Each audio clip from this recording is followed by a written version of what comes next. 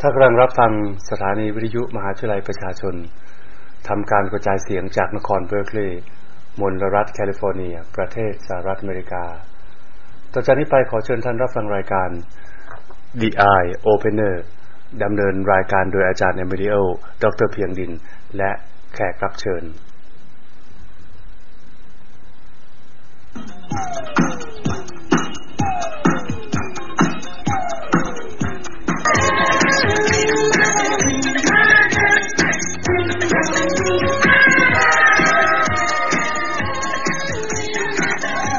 You can ring my bell. Good morning, America. Good afternoon, Europe, and good evening, Thailand. Welcome back to the Eye Opener, a discussion program broadcast from the Thai People's Revolutionary University for Democracy, based in Berkeley, California, the United States of America.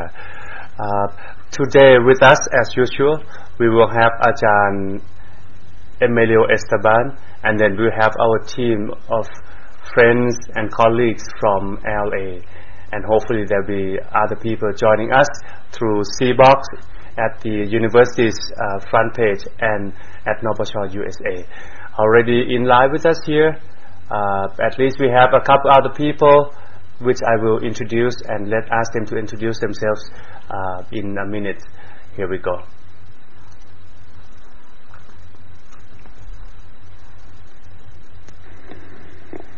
Hello. Oh, good morning. Good afternoon, Ajahn Emilio. Good afternoon. Welcome back. Are we on air? Yes, we are right now. All right. Well, a big hello to everybody in Thailand and everybody around the world who's listening to the Eye Opener. A very big hello to everybody. Hello. And I see we've got an awful lot of people. Let me just count them. 1, 2, 3, 4, 5, 6, 7, 8, 9 people. Is that right, Doctor? Yes, but I'm not sure if all of them will be able to join us, but I have invited them all. See who is in here already. Let's see. Kun John from LA, are you there? Yeah, I'm here. Good morning. Oh, wonderful. Good morning, Kun John. Wonderful. And hello, John. Hello, Ajahn Emilio. How are you? Very well, thank you. I haven't been very well this week, actually. I've been quite ill, but I'm fully recovered now. Oh, good to hear that, Dr. Ajahn. Very good to hear that. I guess we have Kun Su as well, being online right now. Maybe we probably have 4. Kun Su, are you there? Yes, good morning, Ajahn Emilio. Hello, Kun Su. I'm glad to have a chance to talk to you. Hi. Hello, it's a real pleasure for all of us. Thank you for attending the program. I'm so excited because I've been on air with you. Oh, well, I'll let you into the secret. I'm very excited too. Kun Su, is my fire with us? Yes. Okay. Is that right, Doctor? Is my fire is not on yet. The call failed. Oh no! What a pity. And also, okay, well, maybe she can come later. Yes, we might be having Victor, but it looks like the line is busy right now. Oh, okay. But as usual, I guess you can pump us up with some sort of news to stimulate our thinking for the week, and then we'll discuss. How about that? Fine. Yeah, fine. Okay. I mean, I look forward to the kind of news and information you want to inject into this discussion table. Well, I think there are only 3 things that we want to talk about today, unless somebody else wants to talk about something. I think the program is 2 hours long, isn't it? So we should have enough. I think we should have enough time to look at all the topics. But essentially, I thought maybe we could look at, the important topic, which is the Constitutional Court crisis that's happening in Thailand. I think that's probably the most important thing that people want to know about. The other subject is the conference which was held yesterday, which I thought was quite interesting. It was called Less Majesty, Rhetoric and Dissent, and then it had another title. I think it was Where To with Less Majesty Now. I thought we could look at that a little bit. People could tell me what they thought about it. And the other thing, of course, was I've forgotten now what the other topic was. Of course, the anniversary. Today's the 9th of June, isn't it? The 9th of June. And, of course, we all know what happened on the 9th of June in 1946. It is, of course, the anniversary of the death of Ananda Maidol. So I thought maybe we could talk a little bit about that. What do you think? Wonderful. Yeah. Yes. That sounds good, doesn't it, John? Well, that sounds good. I just watching the YouTube for the first time. The King Kumipon gives interview to the BBC. Yes. I just see him for the first time when he was young. We never see him. How he looked like when he was young. Actually, you've never seen him? Yeah. I see. When he speaking in English, we never see that before. Mostly we see him the pictures. It's quite interesting. I agree with you. I think it is quite interesting to watch the Thai King speaking English when he was young. It is quite interesting. He's got quite an interesting style of speaking, and I was hanging on to every word he was saying, actually. I was hanging on to every word. Fascinating piece of video. I think we should spread it around a little bit. Where did you find that video, Doctor? Actually, it was passed around through our circle. I mean, cyber team. I mean, we just have everything coming in. I don't know how they did it, but they might have just searched for this clip, or maybe somebody intentionally released it. I don't know. I have no idea. Apart from the unveiling of a statue today, I think it was, have there been any other events to commemorate this anniversary in Thailand? No. We never had anything to do with King Ananda's death, really, until this year. Isn't that interesting? That's interesting. So, Ananda Maidol's anniversary, his death has never been part of the official, the official duties. Never.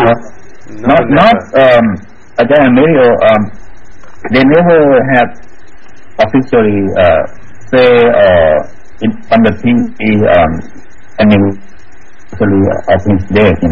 Unlike in America, we see John Kennedy, the anniversary when die, or you will see the media on the TV and talking about that. But for Thai, they never talking about this Ananda Maidol death.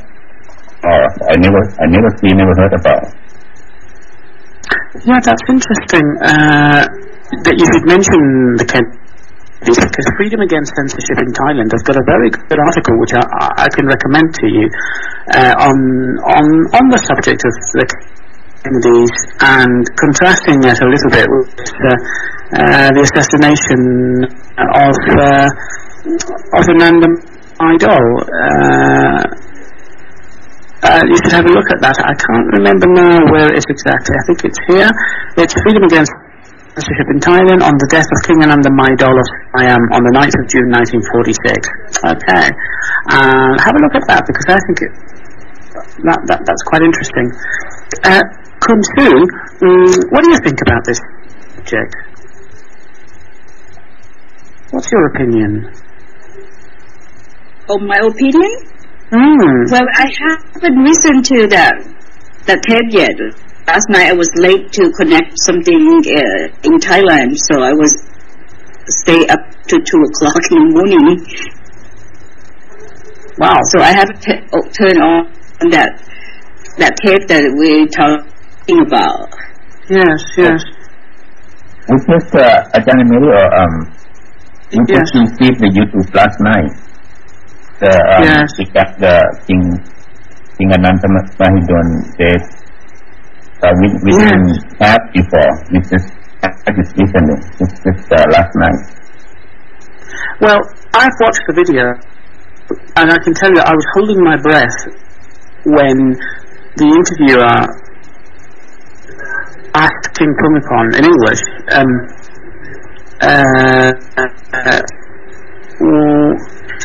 where he was, what happened, and the king very quickly answered, "Oh, I arrived and he was dead." And I remember our discussion on Forward with Thailand and the lecture we had with then journalist, that's Andrew McGregor Marshall, and I remember what he said to us. Everybody who's listened to the lecture will know what I'm talking about. Andrew McGregor Marshall believes that the present King of Thailand may have killed his brother accidentally. But in that video interview, the king says differently. He says that when he arrived, his brother was already dead. But I remember Andrew McGregor Marshall saying that the nanny's evidence was critical, and there was a suggestion that King Bhumibol was in the room when Ananda was killed, and that he wasn't in his own room.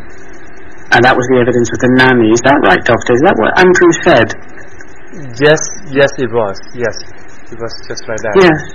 Yes. One thing very, very interesting, Ajahn Amilo, is that the king, King Bhumibol said, everything was political. Everybody was political. So the evidence, everybody was trying to find facts, but actually, they couldn't really, because then people just came up with theories to explain what may have happened.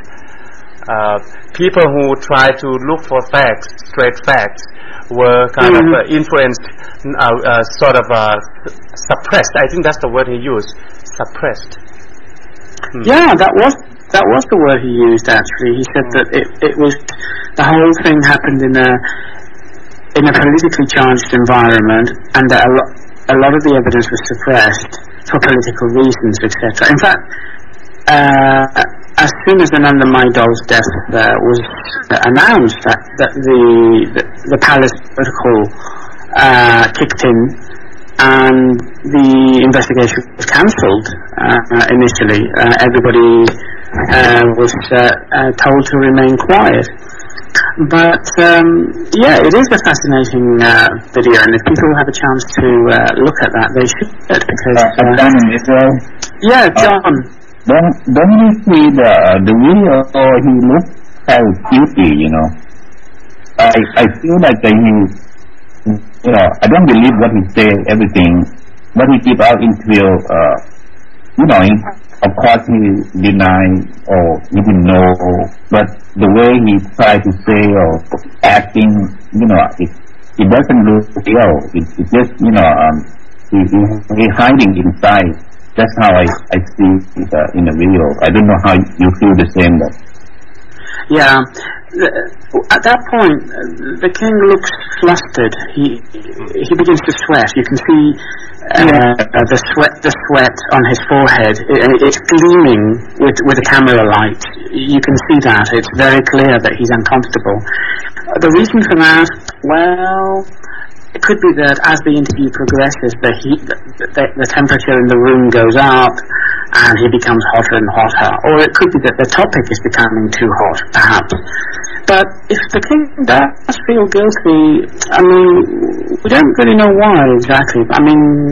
If you look at the article in Freedom Against Censorship in Thailand, just looking at the photos of Chit, Bat and Chileo, who were executed in the 1950s for the death of Ananda Mahidol, that could be one of the reasons. Perhaps the king feels that he didn't do enough, or maybe he should have done a bit more, or could have done a bit more that circumstances didn't permit him to.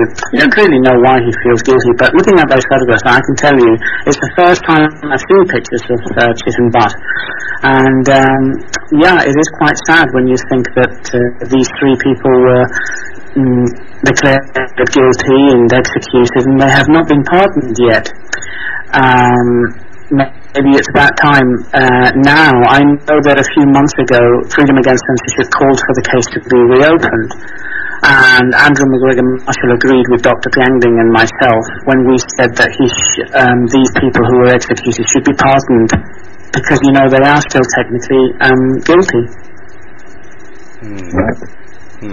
Interesting. It looks like something that never happened before is happening actually today as we are speaking, the monument for King Rama VIII. Now, whether there will be anything for those three so-called victims. Doctor? Doctor, can I interrupt you? Please. Doctor, can I interrupt you? Your sound quality is really very, very bad. I can hear John and Kun Su perfectly, but your sound is breaking up. Are you sure you've got good coverage there? I'm not quite sure. The one on my PC doesn't work that well. Okay, I can hear you perfectly now. Now I can hear you perfectly. Thank you very much, Ajahn. I was too far away from the microphone, I guess. So, okay, thank you. Please, you were saying? Yes, I was saying, well, obviously we have seen, I think some sort of, what do you call that, redemption, and effort to do something, for his loved ones, or maybe something that has been long overdue. That is to do something in the name of King Rama VIII. We are seeing it today. But whether we can expect stuff like justice for all those three victims of judicial system in Thailand under political influences remains to be seen. But I'm not that hopeful. Well, I think what you've just said is right, because it wasn't just one person that was hurt. It was a lot of people who were hurt. The families of those three people who were executed, for one. It's all very well dedicating statues to his brother, but those three men are still waiting for the truth and justice.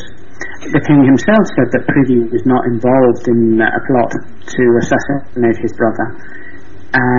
So, if the king also said in the book The Revolutionary King that the three men who were executed were innocent, what are we waiting for? Where's the official pardon? Because technically they are still guilty of murder, because the sentence on Ananda Maidol was murder. So wouldn't today have been the perfect occasion to declare them innocent? A lot of people probably think that it would.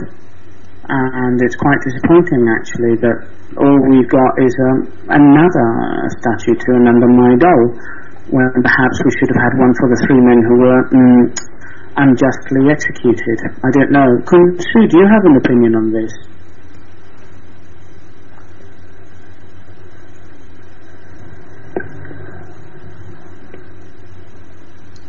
No? I think the sound has been cut off there, Doctor. Is John still with us?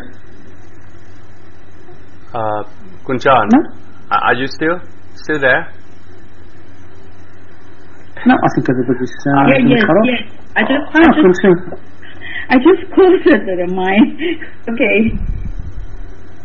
Oh, good. Okay, you're still with us, Kun Su. That's fine, because I thought we were having technical problems with everybody's microphones.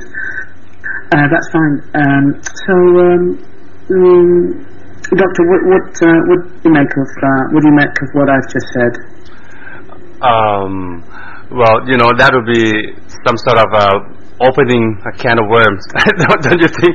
I think it takes a lot from the king to really begin doing something for his beloved brother, and it looks like something we talked with Andrew a month ago, or more than a month ago.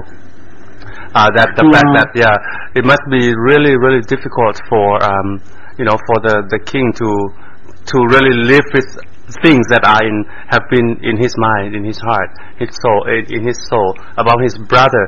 We don't know exactly what happened, but I guess whatever it was, I'm pretty sure that it has been painful for the king.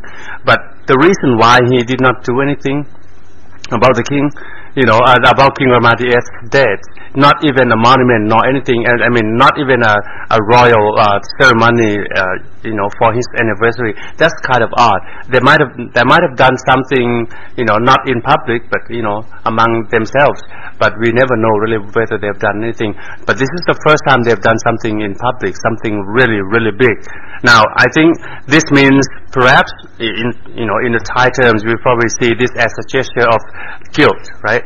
He's feeling guilty about, whatever. I mean, at least, there must be some element of guilt. But we're not sure why he is doing it now. But then to call for something like giving justice to all those 3 victims, admitting that they were innocent, as you say in one of his books, that would take a lot of guts, really. I don't expect to see that, Ajahn Amedeo, sadly. And P. John, what do you think? I couldn't hear the clear because every sound that I heard is not connecting well. Oh. That's right, Doctor. You're still having problems. You're still having problems with your microphone, Doctor. Oh, I probably will have to change the microphone. So I'll speak less today, I guess. Hear you you can? Now I can hear you perfectly, but perhaps you're rocking your chair or you're moving away a little bit when you speak. You begin to break up.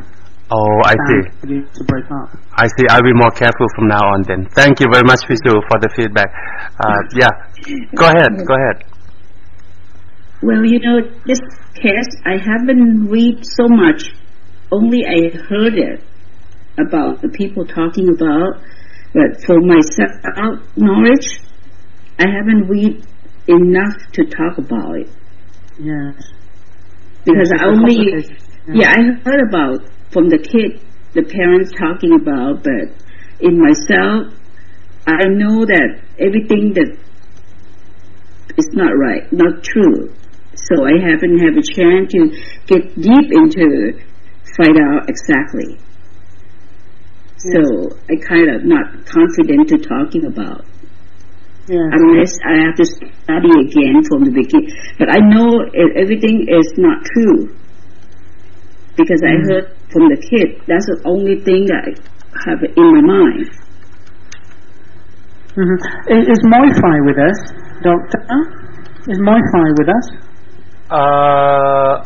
Yeah, I think she's here. Let me add her into this. Yeah, she came a little late, I think. Please. Yeah, let's do that. Okay, I'm going to do that right now.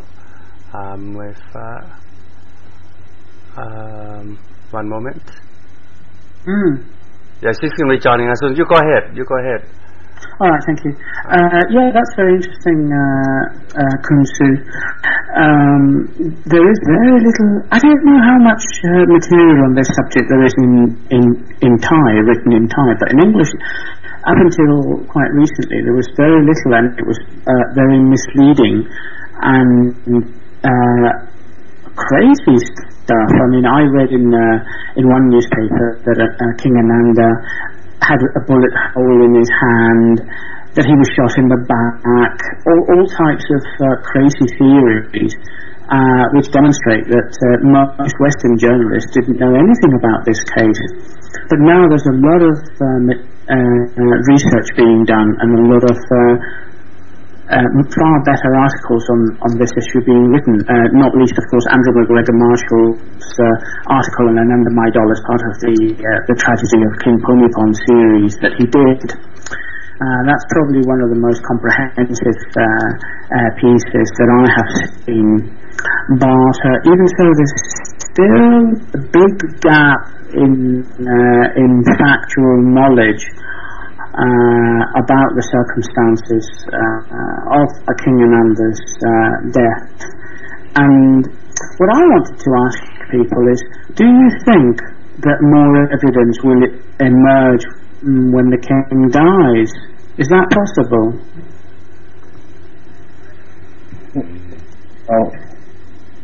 John, what do you think? You mean the evidence will come up after he dies?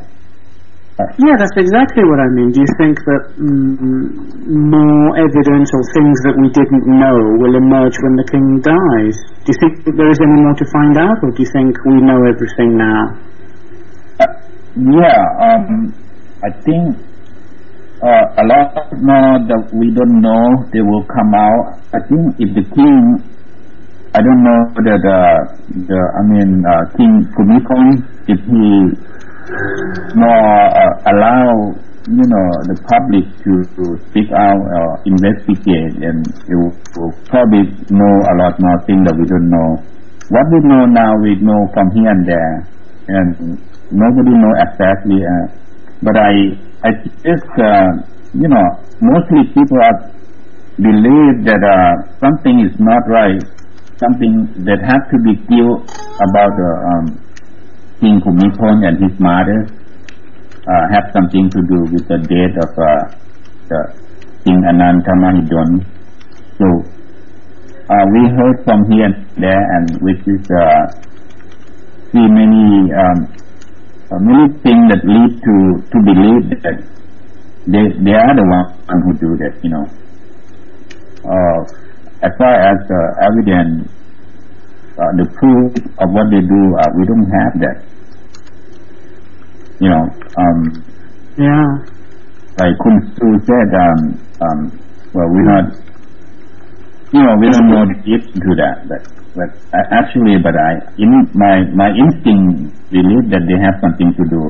And also, they never allow the public to talk about. They never open. They never remind the anniversary, the date. They not have the media come out and say what really exactly happened. Something like this. If they are not guilty about this, why do they not talk about? Well, what you say, John, is absolutely true, because you can actually be prosecuted if you talk about this subject in a university in an academic context. A lecturer who tries to deal with this subject with his students could find himself victim of lèse majesty law. It's true, but at the same time, you've got this bizarre contrast with a statue of Ananda Maidol being unveiled, and yet nobody can talk about the subject. There is a strange contrast there. Here is the statue of my dead brother, but let's not talk about how he died. Let's not talk about the circumstances behind his death. It is very strange, isn't it? How people can resist that temptation to ask questions. Ajahn, people try hard, I guess, not to talk about it. Mainly because of Article 112.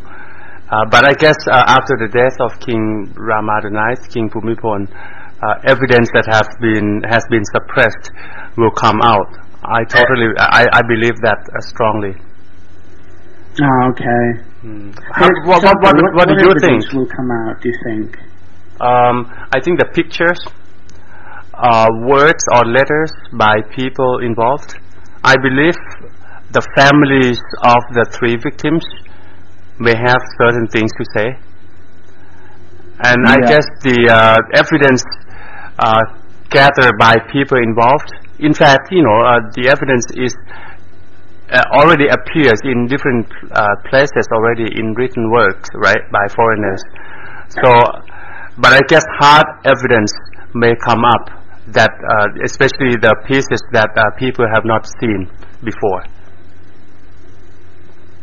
I would think so, because maybe we should speak out more, and the people will follow. The YouTube that come out today is something new that we never see before. I think that's a good sign that we should continue to speak out, and maybe it will lead to the opening more case about it. What do you think? I agree with you, John. That video it speaks 1,000 words, really. You could write any number of articles, but to see and to hear the king talking about his brother's death and to look at him in the eyes as he's talking about his brother is, I think, quite revealing. But I didn't get the impression that I felt that he was nervous. I agree with you, but I didn't get the impression that he was necessarily lying. I thought most of what he said was probably true, but then I'm no psychological expert, but I didn't see anything in his face that made me suspicious. But well, maybe other people will interpret it in a different way, but I was I was unmoved by that aspect of the video myself. Moifa, what do you think? Is she not with us? She's struggling with her microphone and her speakers. Okay. I guess. Yeah, she'll be joining us later. Yeah. Ajahn Emilio and everyone. Part of my observation is this: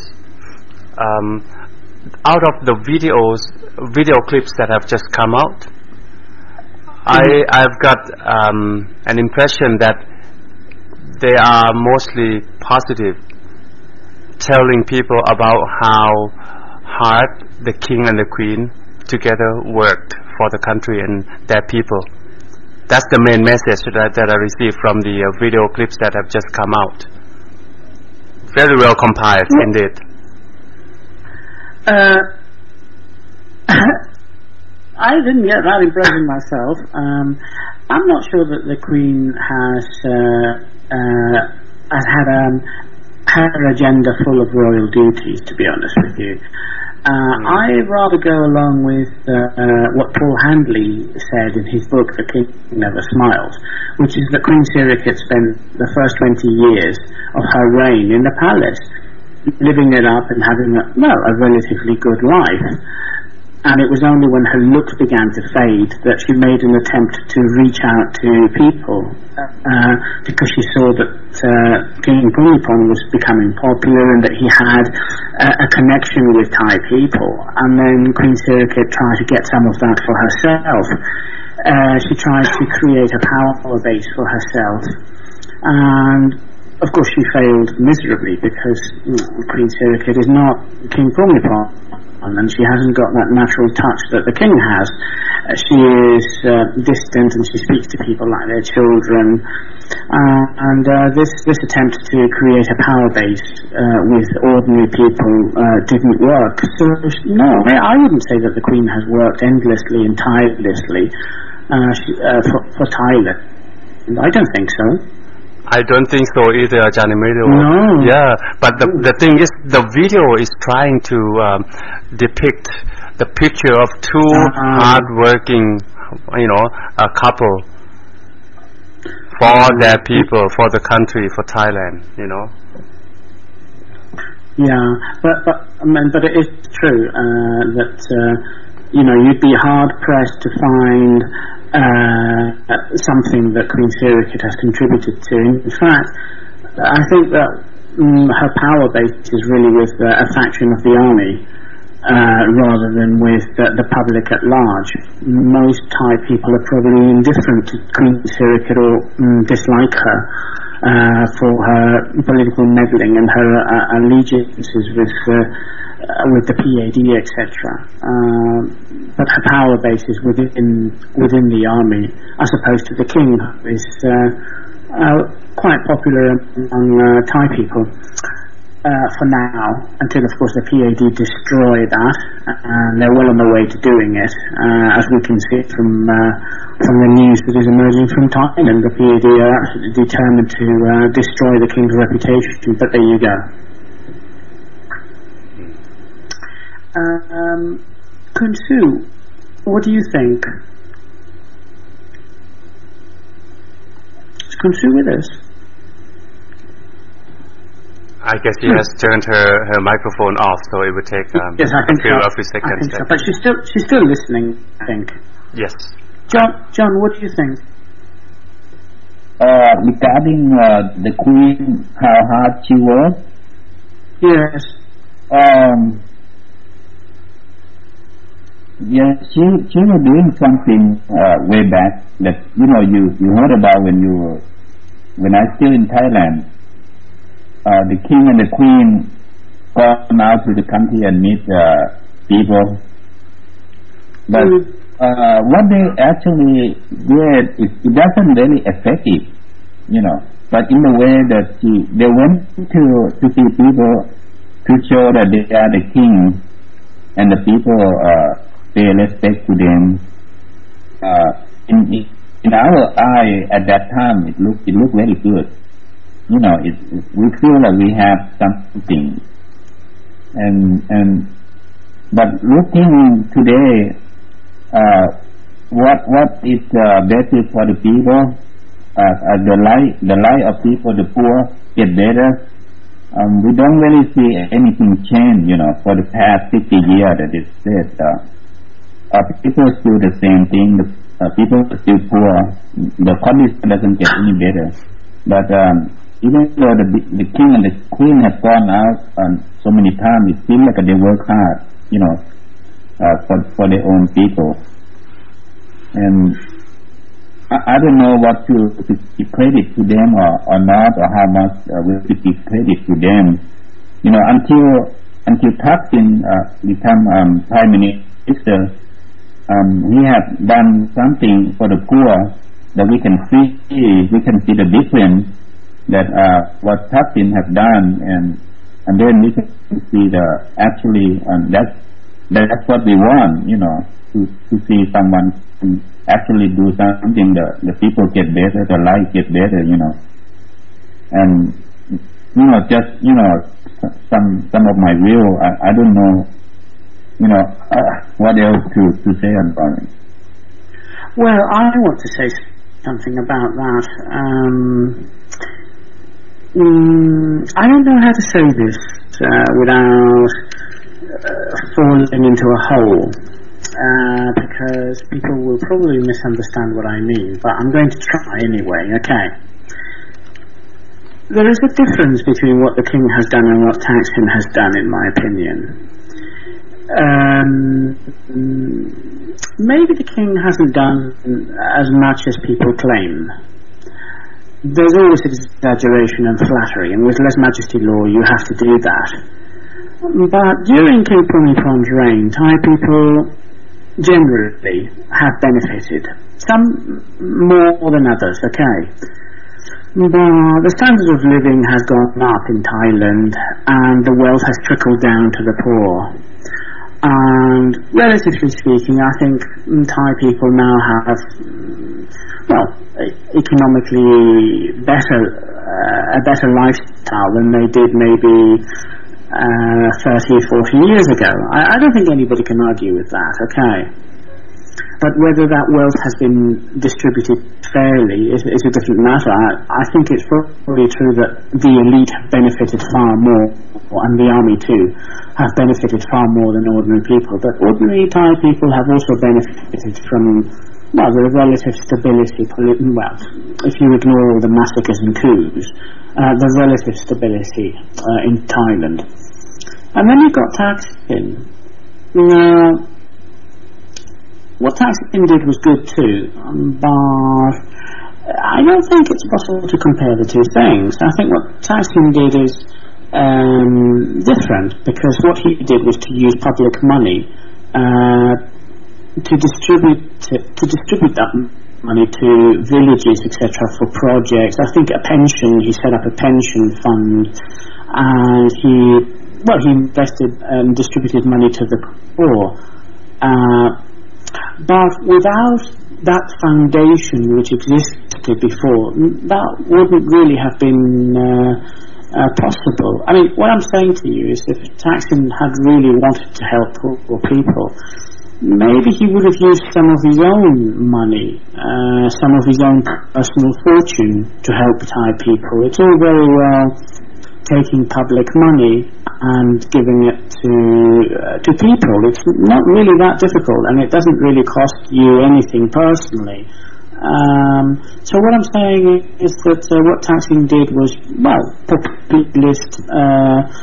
populist projects, perhaps to win favour with poor people, to create a power base for himself. I don't know. What do you think about what I've just said? Am I anywhere near the truth? Yeah, I mean, maybe, yeah, you're right in some of that. I'd like to add on what I just say. I think many Thai people, common Thai people who see the same. Actually, we just love the king and the queen for what we have. I think until we know what something negative about them. Mostly we know a lot when the red shirt come out. We see someone come out and speak about how the other side of the king of the monarchy, and we know that they behind politics, behind the coup many times. They are the reason of student was killed in university, and so many things, so on and so on. How negative thing that they have done. And that's what the popularity of the king and the queen put out. And also they become the wealthy king in the world or something for the past how many years. And that thing that we know that make us hate them or don't like them no more. And before we were love the king, just see the image that they've gone out to see the people, and that actually is just enough, But when you see something negative that they did and what they have done good, it doesn't make it doesn't make you love them anymore, because so many horrible things that they have done. That's what I think. That's what it is. Thai people who doesn't like them no more. And up until now, we see so many things that until the red shirt people was killed and they were behind the path, behind the Democrat Party, opposite thing, and that's what now we don't like them no more.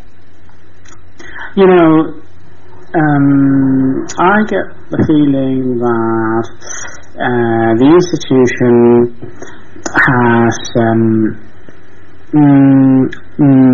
miscalculated, because perhaps in the past it was only important to do deals with important provincial governors or the army or generals, whatever. But things have changed now. Technology has changed. Information flow has changed. And the support of ordinary people now has become very important. And I think the institution is beginning to realise that. Perhaps in the past it wasn't really necessary because of the democratic deficit in Thailand. It wasn't really necessary to gain the support of Thai people. It was only necessary to keep them sweet with a few handouts of rice and just churn out some propaganda, and everybody will be happy and quiet. And if they revolt, we'll just send out the army bully boys. But that's changed now. Thailand has changed because of technology, despite the best efforts of MITT to stop people from gaining access to information. Thai people have got access to information, and they're organising themselves, and they're becoming politically aware. And that I think is where the elite have miscalculated. They've miscalculated the power of the people. People power is now a reality. And people want democracy. People want to form part of the game. They want their voices heard. And this is quite a powerful message, I think. And the elite is still fumbling their way through this. They're still trying to digest this reality, and it is in a sense a transition period for them. And how they cope with that and how they adapt to that is critically important for their survival. And up until now they haven't done it very well. They thought they could go back to their old methods, crush a few people, and then everything would be back to normal, back to the fantasy world in which Thai people have been living for the past 60 years. But it's obvious that it's not going to be like that. Do you see what I mean? Doctor, what do you think? Oh, you are exactly right, Janamilo, and also I think it's also interesting that Kun John talks about tries to compare the contribution of the royal family and Thaksin. Now, I think I'm a Buddhist who believes in one thing, that is, nothing is permanent. You know, things change over time, and when we look at the case of the King Bhumibol and his role within the Thai society, we have to understand that everything is historical, in the sense that before actually you are exactly right, Ajahn Milo, in pointing out Paul Henley's note about the Queen being quite sabai, you know, quite relaxed in during her first 20 years. You know, raising a lot of children, and all that, right? They had fun together.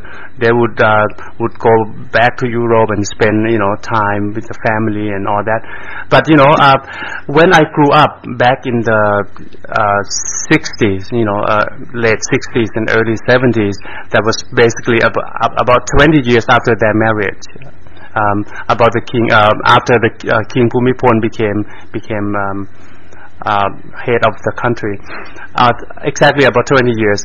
At that time, we had a problem with communism. You know that, right? The domino effect. So, you know, 20 years onward, 30 years after their marriage. At that time, Thailand needed a figure at the top to really unite everybody, and it worked really well, you know, for the royal family to be at the center of everybody's heart, because we did not have anything else at that time. I mean, the military, we were so small. I mean, the army, we had a small army that we couldn't really rely on. So we needed somebody who would be there to go deeper into our hearts and souls in order to unite us, to make us one, fighting against the foreign invaders. And it worked really well. And in fact, the picture of the king and the queen being quite lovely, I have to say. They are good-looking people at that time, and with the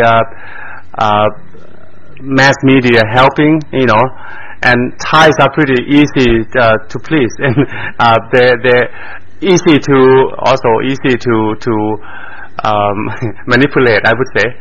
So at that time, we had all the reasons to support the image of the king and the queen as something highly revered, something useful, something respectable, lovable. But as time goes by, as you and Kun John also said, Ajahn Milo, things have changed. People's lifestyle, standards of living, the need for royal family to be at the center of the hearts and souls of people in the nation are no longer true to the situation.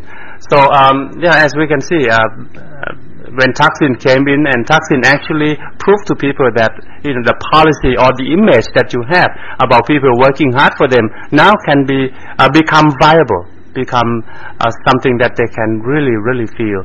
Of course, we cannot, as Ajahn Milo said, we cannot compare the two contributions, because the king, whatever he may have done, you say maybe he used his own time and perhaps some money, but I also put a question mark there, because we have learned from certain facts in recent years that the royal projects were basically just his ideas, but also all run by people's money too.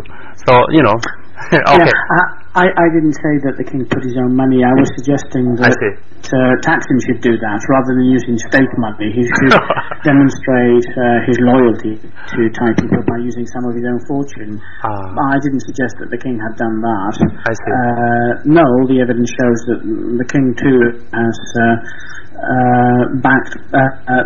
initiated projects, but other people have carried them out, and many of the projects have been carried out with public money. Yeah. Actually, Thaksin has done quite a bit, Ajahn Emilio, but of course, he can't put all his money into, Thai Com Foundation.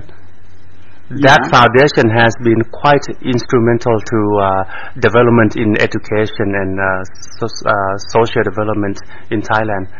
But I mean that was a monopoly. It operated in a near monopoly or total monopoly situation, and of course it was going to make a lot of money, and of course it could pump some of that money back into projects, social projects, which you were mentioning, of course. Yeah. Oh well, I agree. Yeah. Maybe it's just like 0.5% of all the profits that Thaicom has gained from the country. Yeah. Thaksin recently said in an interview that he was rich before he became prime minister, and what annoyed him was this myth, as he called it, that he became rich when he was prime minister. He said he insisted that he lost money. He didn't make any money; he lost it. I'm not sure about that, to be honest with you, because I mean this is one case where he did make a lot of money. In the communications, the telecommunications industry, etc. I mean, I find it hard to believe that Thaksin lost money as a result of being prime minister. I don't know what everybody else thinks, but I mean, we have to remember that there was a conviction against him, probably politically motivated. I think the 2-year conviction to do with a land deal and his wife, I think. So I think there was a certain amount of corruption going on there, although the people who were trying to nail him on corruption had a hard time finding something on Thaksin. So if he was corrupt, he did very well. In the end, they had to go for his wife in order to convict him. So yeah. Kun John, what do you think about Thaksin being rich or losing money? Yeah, I agree with Ajahn Emilio. He might have made some money when he in office. But again, I'm not very sure. I know he was wealthy. He was rich before he became prime minister, and when he come in, and he probably makes some more. And I can't really say that much. I don't know exactly. No. I have something to add though. I would say, losing money in his sense, it must have been quite significant amount of money spent during his tenure as a prime minister. Being in Thailand as a senior leader, or especially at that position of even House representatives, or not to mention prime minister. You have to spend a lot of money. Well, to run a political party, to my best knowledge, in fact, you pay everybody in the party, especially the House representatives.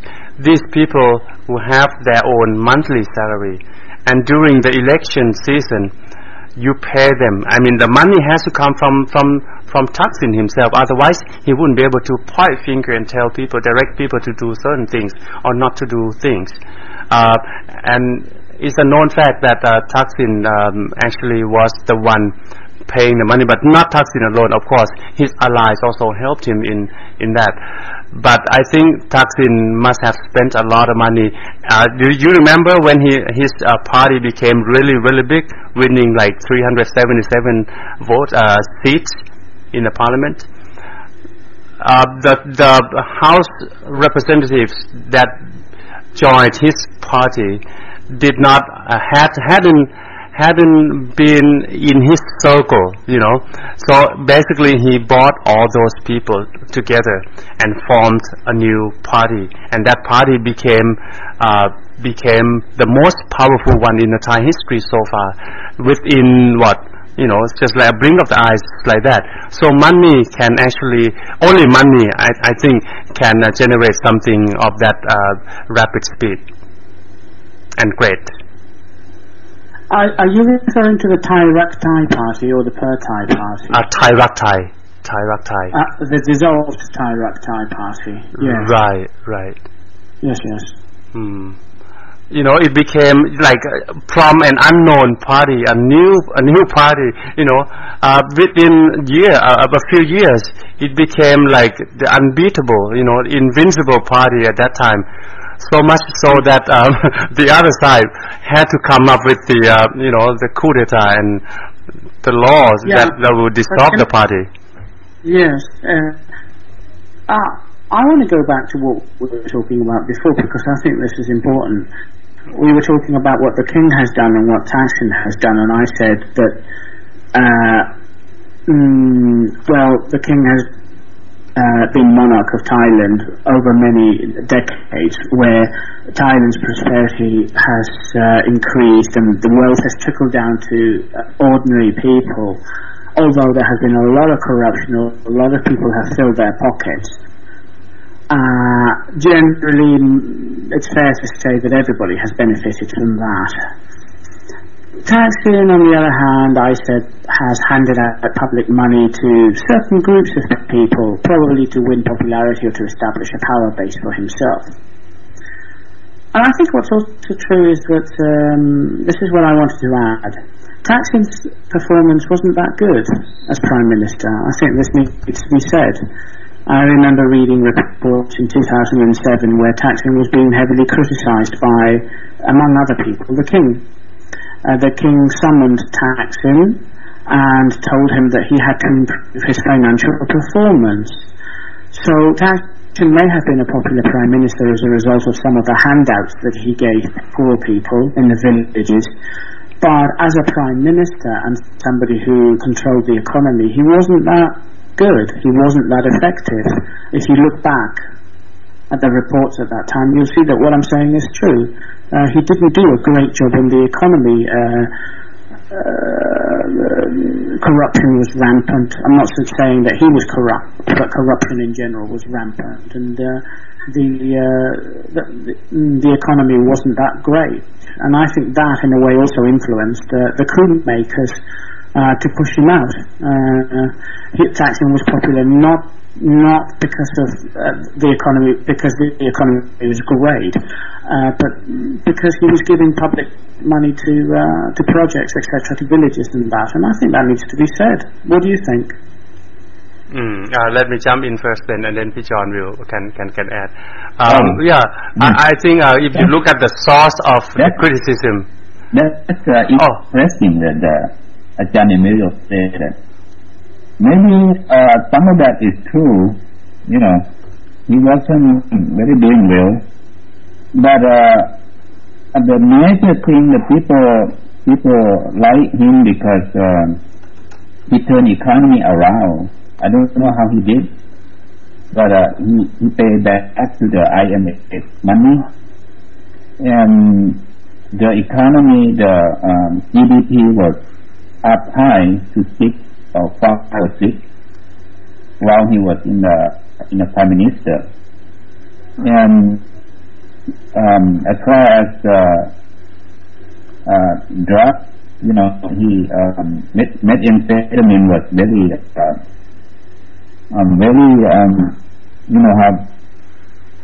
forgive me for sometimes it's hard to put the word in English. Methamphetamine was in other words, the war on drugs. He did very well. It was clean out the drugs. I don't know if Thaksin come in, the methamphetamine was widespread in Thailand in every community. Even school children are used and sell methamphetamine. So when Thaksin come in and he able to eliminate all of that. I think that's what brings him to popularity. Yeah, eliminate is the right word. I believe that 2,000 people were executed in cold blood. Is that right,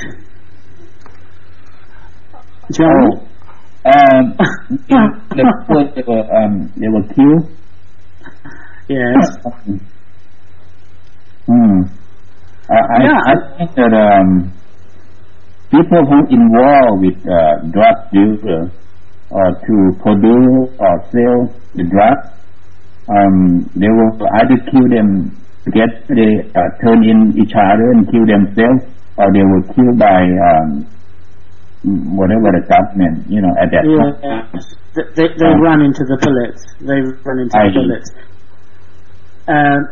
In my opinion, I think, yes. In my opinion, I was okay with that. I mean, I don't know how many died, but I was. Yeah, but you can't do that in a democracy. You can't do that. You've got to follow the rule of law. You can't just jump the rules and execute 2,000 people and be popular with people, because while you're doing that, you're destroying the rule of law. And I think Thaksin didn't understand that. You can't risk everything just to be popular. You've got to follow the rule of law on these issues and respect that and respect the laws and do things the right way. You can't then think that nothing's going to happen to you, because if you play by those rules, so will your enemies and your rivals. And then you can't say, oh look, this is illegal, this is unfair, this coup is illegal, because Thaksin himself sometimes bent the rules and did things which were illegal, and that's the problem.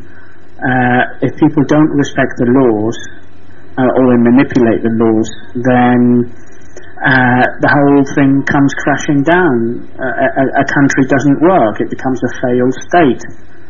So I don't agree with those methods. I don't think they were all right, because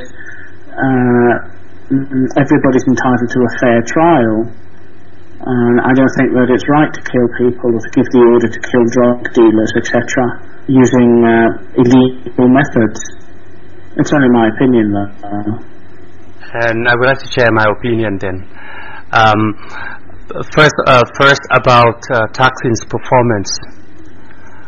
Thaksin came up with a scheme of the first 4 years in his position to... Doctor, your sound is breaking up. Again, huh? To understand. Okay, is it better now? Yes. Okay, well, I have to be this close to the microphone. All right. Regarding his economic performance, he meant to, for the first 4 years, to be for fixing the country, of course, putting it back on track, and then the next 4 years will be for building the future. And he was so confident that he could get rid of poverty. I mean, I had never heard of anybody, being so daring in saying that. Anyway, he said that, and he would want to continue the second term with that scheme. But it seems that through a lot of ties, that would not be allowed by people at the higher position, also including the allies of the status quo, because that would mean Thaksin would change the entire country around. I mean, really completely. He was trying to empower people in the villages, giving them money, helping them to stand on their own feet, helping them be independent from the influence of people, in the status quo. Now, I don't have the number in front of me right now to say what is what, but based on what the villagers and a lot of business owners have said, they really felt the progress at that time, and they were really hopeful. And there were quite a great number of mega projects, as we call it, mega project in Thai. That means a lot of projects involving money. Now, on the one hand, people do not trust that Thaksin would spend all that money, to the benefits of the people at the top level. They don't think they would benefit. Obviously, a lot of that money would be spent on projects that will build the foundation for people at the grassroots level. That's why they didn't like it. But also they think with that much money coming in, they probably didn't think that Thaksin they might have thought that Thaksin would gain his authority even more, because through those projects, they know as a tradition in Thailand, when you become a politician, you have a mega project. That means a lot of money coming into your party. So that the Democrat Party could not allow to happen. And all combined, Thaksin was having enemies, all around him. So that led to the coup d'etat. So I'm not going to go much deeper into details about his economic performance, but that's the kind of circumstantial elements that I would like to interject here. The second thing, what is it about? Ajahn Amiro, please remind me. The second point about Thaksin. I'm so sorry. Was there a second point? Yeah, that's the second part. I don't remember the second part. That you disagree with John about war on drugs, right? Was that? Yeah. That thing actually, I think it is controversial. I personally do not believe that Thaksin ordered a crackdown, like a brutal crackdown. Thaksin got his PhD in criminal justice. And to give an order, like a blunt order, saying you go kill them, I think that's not what I heard either. What he said was that we think you are destroying the country by becoming a drug dealer or a drug producer, right? So this is a serious crime. We're gonna be harsh on you. If you sell, okay, if you take drugs, we consider victims, so you will be pardoned, okay? We'll give you all the support that you need. But if you sell, turn away from it, because that you are killing people by that. And producers, he said, you are committing serious crime. We're going to be quite serious about getting rid of you. Now, out of the number that you mentioned, 2,000 or whatever, I didn't really look into the actual report, but my understanding is that in the Thai discourse, they refer to this as Kha Tat Ton. Kha Tat Ton means killing before it gets to certain people, right? You cut the connection before it comes to you. So basically, to me, that would mean all these bad people, drug dealers and all the gangs, once a person is caught and the next person may be caught, because they know that certain people on the ground are on the list and now the police are pursuing them. In order for the police to not to be able to track the trace to certain guys at the top higher level, they order assassination of all these people at the lower level. So the murders, most of the cases, as far as I heard, came from these bad guys killing one another. Now, of course, there were reports about the police assassinating certain drug dealers, and sadly, though, sometimes it's almost like we heard news about these presumably innocent people, armless people got killed, or something like, or even an armed guy got killed by the police. That picture didn't really sell well, in a Buddhist country anyway. But I guess the news that was spread around about the government being harsh, being inhumane and all that, came from people who lost in this business, and I think we have to take this with what do you call that, a pint of salt and grain. I think I really have to look at this like without taking a side at this point in time. But I think drugs are dangerous to the country, and I agree with Thaksin. Whatever he did, of course, brutality and police brutality and stuff should not be tolerated in a democratic country. And we have to look at this with evidence. I think hard evidence, and I need to study more, I believe. Yeah, thank you. All right, okay. Well, it was John who said that he agreed with that. I didn't say that. John said what you said, which is that they shot each other. They ran into the bullets. I said they shot each other, and that Thaksin probably didn't give the order. But what I'm saying is that Thaksin Shinawatra was the Prime Minister at the time, and this was clearly an abuse of human rights and the rights of people who were entitled to a fair trial. And I think that somebody should be brought to account for this, just like we are calling for Abhisit to be brought to trial for what he did. I think that Thaksin should answer questions on this too, which is why I am against an amnesty for everybody. Whatever has gone wrong and whatever led to the coup in 2006 needs to be fully investigated. You said so yourself, Doctor. You don't know all the circumstances. You don't have all the information. Well, that's why we have trials. That's why we have investigations on these issues. It's no good giving people a blanket amnesty without finding the truth. And it's true that those people were drug dealers, whatever, but they still have rights. Okay, I disagree with drugs. I never take them myself, but I don't think that justifies extrajudicial killing of people. I also want to say something else, because I think I've been misunderstood. I never once suggested that Thaksin gave the order to kill those people in order to be popular, okay, which is what some people are saying. What I have said is that Thaksin handed out money to villages, etc., in populist tactics, which are also being used by his sister, Yingluck Shinawatra. I never once suggested that he gave the order to shoot those people in order to be popular. But it is true that some people were pleased that the problem was resolved in the way that it was. Yes, John.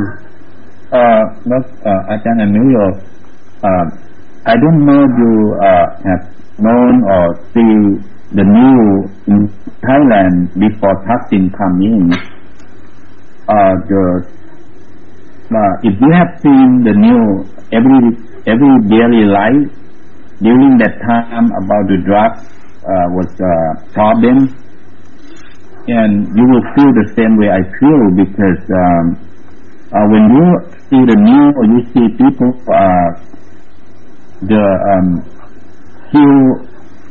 the father would kill the wife or children because he's high on drugs, or people would gone up to the pole and because he used drugs and he was get high on drugs, you know. And I've seen it. I've seen those videos. I've seen videos of of course I have. I've seen videos of people holding that knife to their wife's neck and holding their children. This is the effect of yabba. This is the effect of drugs. Drugs are a scourge. They destroy families. They destroy societies.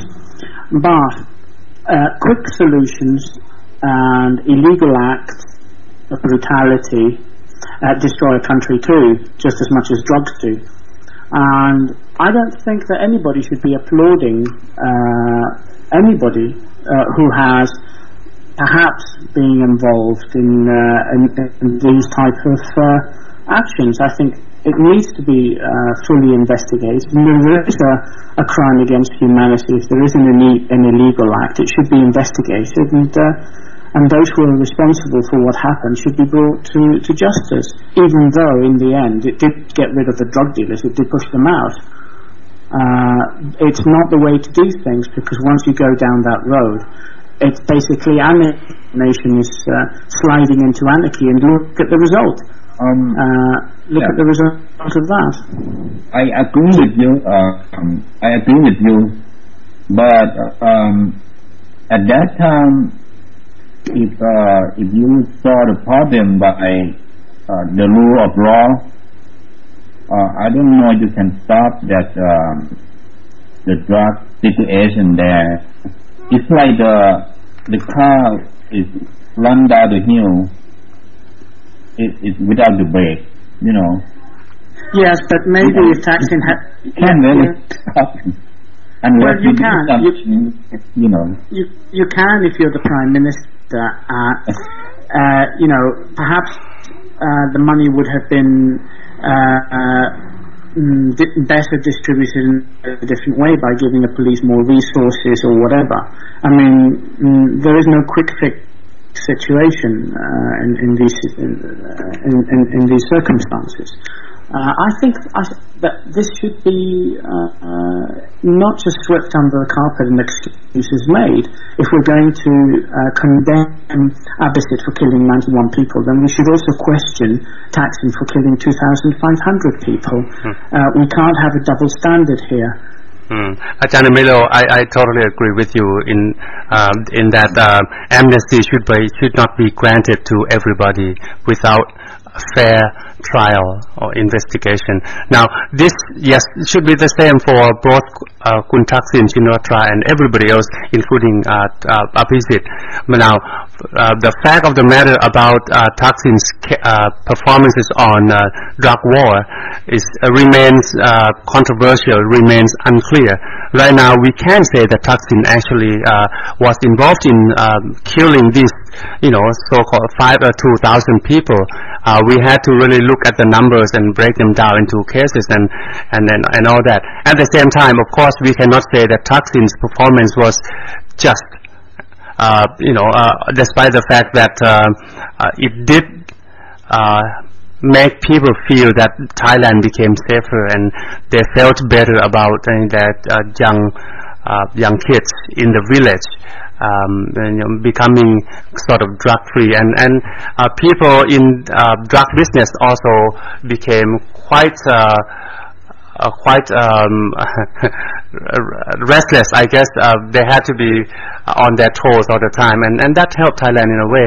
But since we don't have hard facts to support whether Thaksin actually was involved in the murder and it was unlawful, I think that needs to be further investigated. Of course, amnesties must not be granted, but a fair trial, a fair investigation needs to be there, because right now we can't do that, because Thaksin was kicked out of the country, and this is one of the reasons, one of the accusations against him is that he didn't respect the rule of law. He was brutal against people in the country, and then he created chaos.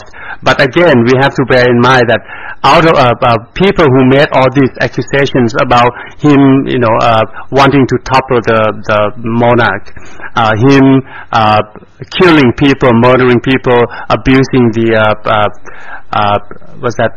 human rights regulations, and all these things come from people who hated him and wanted to kick him out.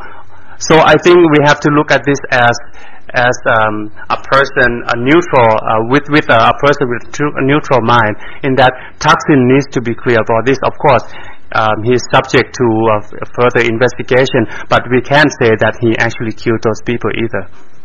No, we can't. Nobody's saying that. Right. I don't think anybody has said that. What we've said very clearly is that everybody should be treated equally under the law, and anyone who abuses the democratic process and who abuses his power while he's in power, while he's Prime Minister, should be brought under the same scrutiny and not given an amnesty. I think those people who think it's okay to let somebody off the hook but not let somebody else off the hook, for example, those who think that it's okay not to talk about this issue and get angry because we're talking about Thaksin's possible involvement in extrajudicial killings, and at the same time pontificating about Abbasid and Suthep. I don't think they're being fair, because it's about laws and justice for everybody, and those people who were killed also had families, remember, and they were not guilty. It's true that their sons or daughters, whatever, were drug traffickers, but those families lost sons as well, and they deserve justice too. I think far too many people who support Thaksin are painting him out to be like making him out to be some sort of saint, and maybe he isn't. John? I agree.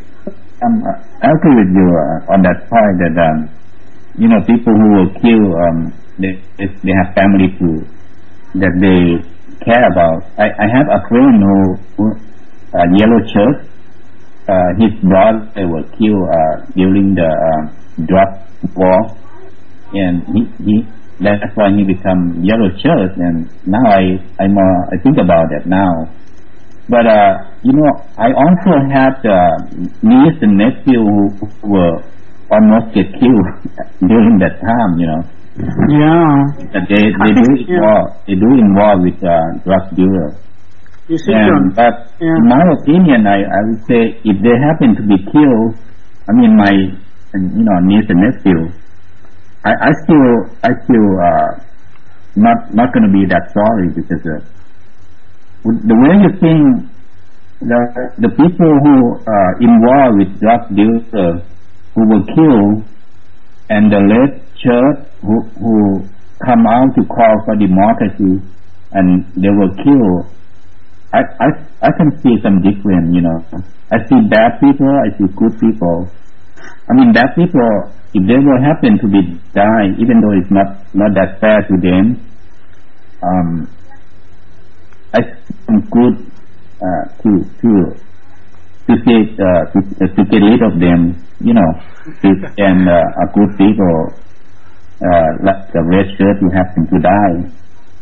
Yes, we're not comparing. We're not comparing those who died as a result of political activities and those who died as a result of drug dealing, etc. We're not saying that. What we're saying is that everybody's entitled under the law to the same treatment and to justice in exactly the same way. There are no first-class and second-class citizens, and I think it's wrong for political reasons not to touch on this subject and to be intimidated into silence over this. I think that Thaksin is no angel. I think that he made mistakes as well, and to a certain extent lost legitimacy as a prime minister because he didn't follow the rule of law. And if we're going to sit here and condemn those who killed 91 people for the unlawful way in which they did that, I think we should also do it for Thaksin, who may have possibly been involved in the unlawful execution of 2,500 people.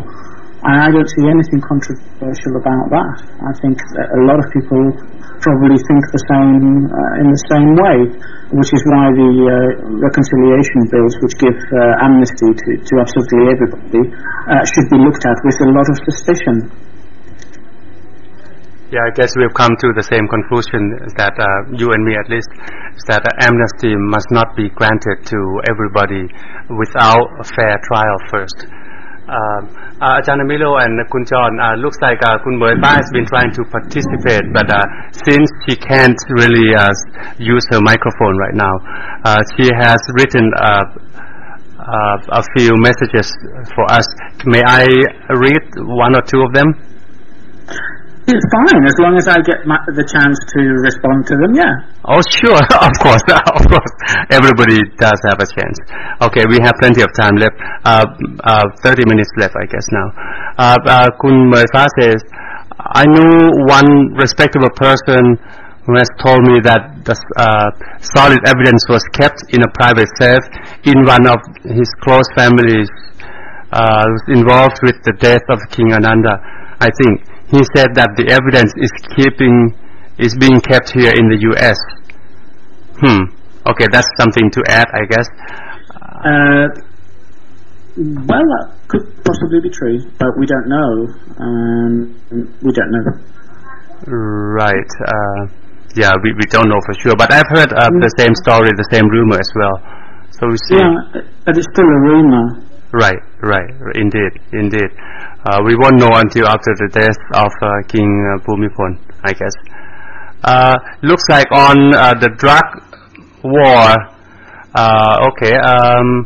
Kun Mui Fa says Dr. Thaksin has given so much for his for this monarchy, royal family, from his own pocket and through government during his prime minister time.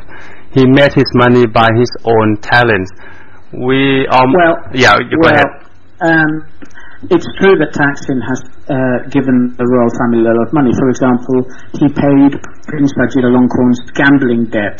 This was revealed by WikiLeaks. He tried to win favor with the Crown Prince, which is again one of the reasons why the army pushed him out, because they were frightened that he was having too much influence with the royal family. And recently we saw his sister donate, I think it was 7 rai of rice land, and the idea there was that would be his return ticket back to Thailand. He has made his own money by his own talents. Well, it depends how you interpret that, but I think that somebody who makes a lot of money from a telecoms company which has a monopoly, which is running at the same time as he's Prime Minister, certainly has a lot of talent, because in any other country he probably wouldn't be able to do that. You can't be the Prime Minister and be the owner of a monopoly telecommunications company. You can't. It's incompatible. The two things are incompatible, because sooner or later you're going to use your political power to influence your business capacity. Kun Mui Fa also said, we almost lost the whole country to the drug lord. That's the truth. So she's very confident. As you know, who is the big drug lord in Thailand? Do you know who it is, Ajahn Amelo? Well, drugs destroy families, they destroy people, and they destroy countries. But the question is, why was this allowed to happen? And that's what needed to be looked at. Why was the drug problem allowed to get so out of control that it needed such drastic measures in the end? And who is the drug lord in Thailand? I don't know. You tell me. Who is the drug lord in Thailand? Ajahn Amelo, I will just report what people have said. Okay, rumor has it that the drug. Do you mean King Bhumibol? Do you mean King Bhumibol? The royal family, yes. Yes. The royal family. Yep. Well, I mean, there's no evidence. I mean, there is some evidence that there was some petty drug dealing in the palace. For example, when Vajiralongkorn and his second wife divorced, they separated.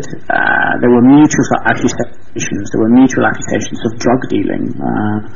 Benz accused Vajiralongkorn of dealing in cocaine, I think it was, and there were mutual accusations about this in the divorce. But these rumours about the royal family being involved in wholesale drug dealing, I find it quite difficult to believe, although Vajiralongkorn's first wife was stopped in Paris and she had drugs in her suitcase. Again, that was reported in a French newspaper. How much of the truth has emerged and how much of the truth is still to emerge, I don't know. I mean, we'd have to have solid proof about this. Sure. I think, we should go for evidence and proofs. Yeah, but rumor does have it that the royal family has been involved in drug businesses. So that remains to be proven by us Thais and people involved. I guess it's not just a matter of Thailand. I guess it is, from the way I see it, it's kind of international drug trafficking business here we are talking about. Kun Mui Fa also said a little bit more. Ajahn Amelo, you can respond. Ajahn Amelo, I disagree with you that Dr. Thaksin did the massacre of 2,500 people. It was I didn't say that. I didn't say that. You didn't say that. You didn't say that. Yeah. I didn't say that Thaksin massacred those people. Interesting. She said it's a set-up, Ajahn Melo. What do you think? But I didn't say that. I know. I did not say that Thaksin massacred those people. At no point did I say that.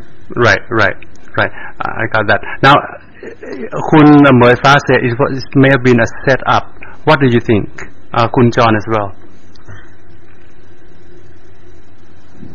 Hello? Yeah. Set up what? A set-up like the massacre. Thaksin didn't order, but basically people just wanted to set it up so that it looks like Thaksin was a brutal, prime minister ordering the police to kill all these people, including innocent people, randomly. It's all naturally. I think when Thaksin tried to, he said before the drug war began, he gives a 3-month time to the drug dealer and user to stop in 3 months time before, and when the time begin, and that's what they will turn into one another because they want to keep secret. As Dr. Pian Lin had said, it's called mean if you are the head of the drug dealer, you kill the one below you, so the police cannot come to you, and that's how it happened. But also the official, the police might gone out and kill some of that, and I would say half and half or something. That's actually happened. I don't think it's any set up or anything. That's the way it happened. Ajahn Emilio, do you have any thoughts about this? Sorry, I'm eating something. Do I have any thoughts about that? No, because I don't want to speculate, and I don't like rumours, and I don't want to say things that are groundless or baseless. I'm going to stick to my line, which is what I've already said, which is that the incident while Thaksin was Prime Minister, of more than 2,000 people being killed without a trial, needs to be brought into the political discussion, because I think it highlights very clearly the rights of the family of those people and the mistake that Thai people would be making if an amnesty was granted to absolutely everybody across the board. That's what I've said all along. I've never implied that anybody's guilty or that it's a set-up or anything else. We don't have the family of those who were killed at that time came up and asked for or call for investigate or do anything. But if they do, I think we should bring it up. I think, John, the reason why they didn't do that is because of the shame factor. Because your son is a drug dealer. You don't want people to know that. But I think that they are the forgotten victims of the Thaksin government.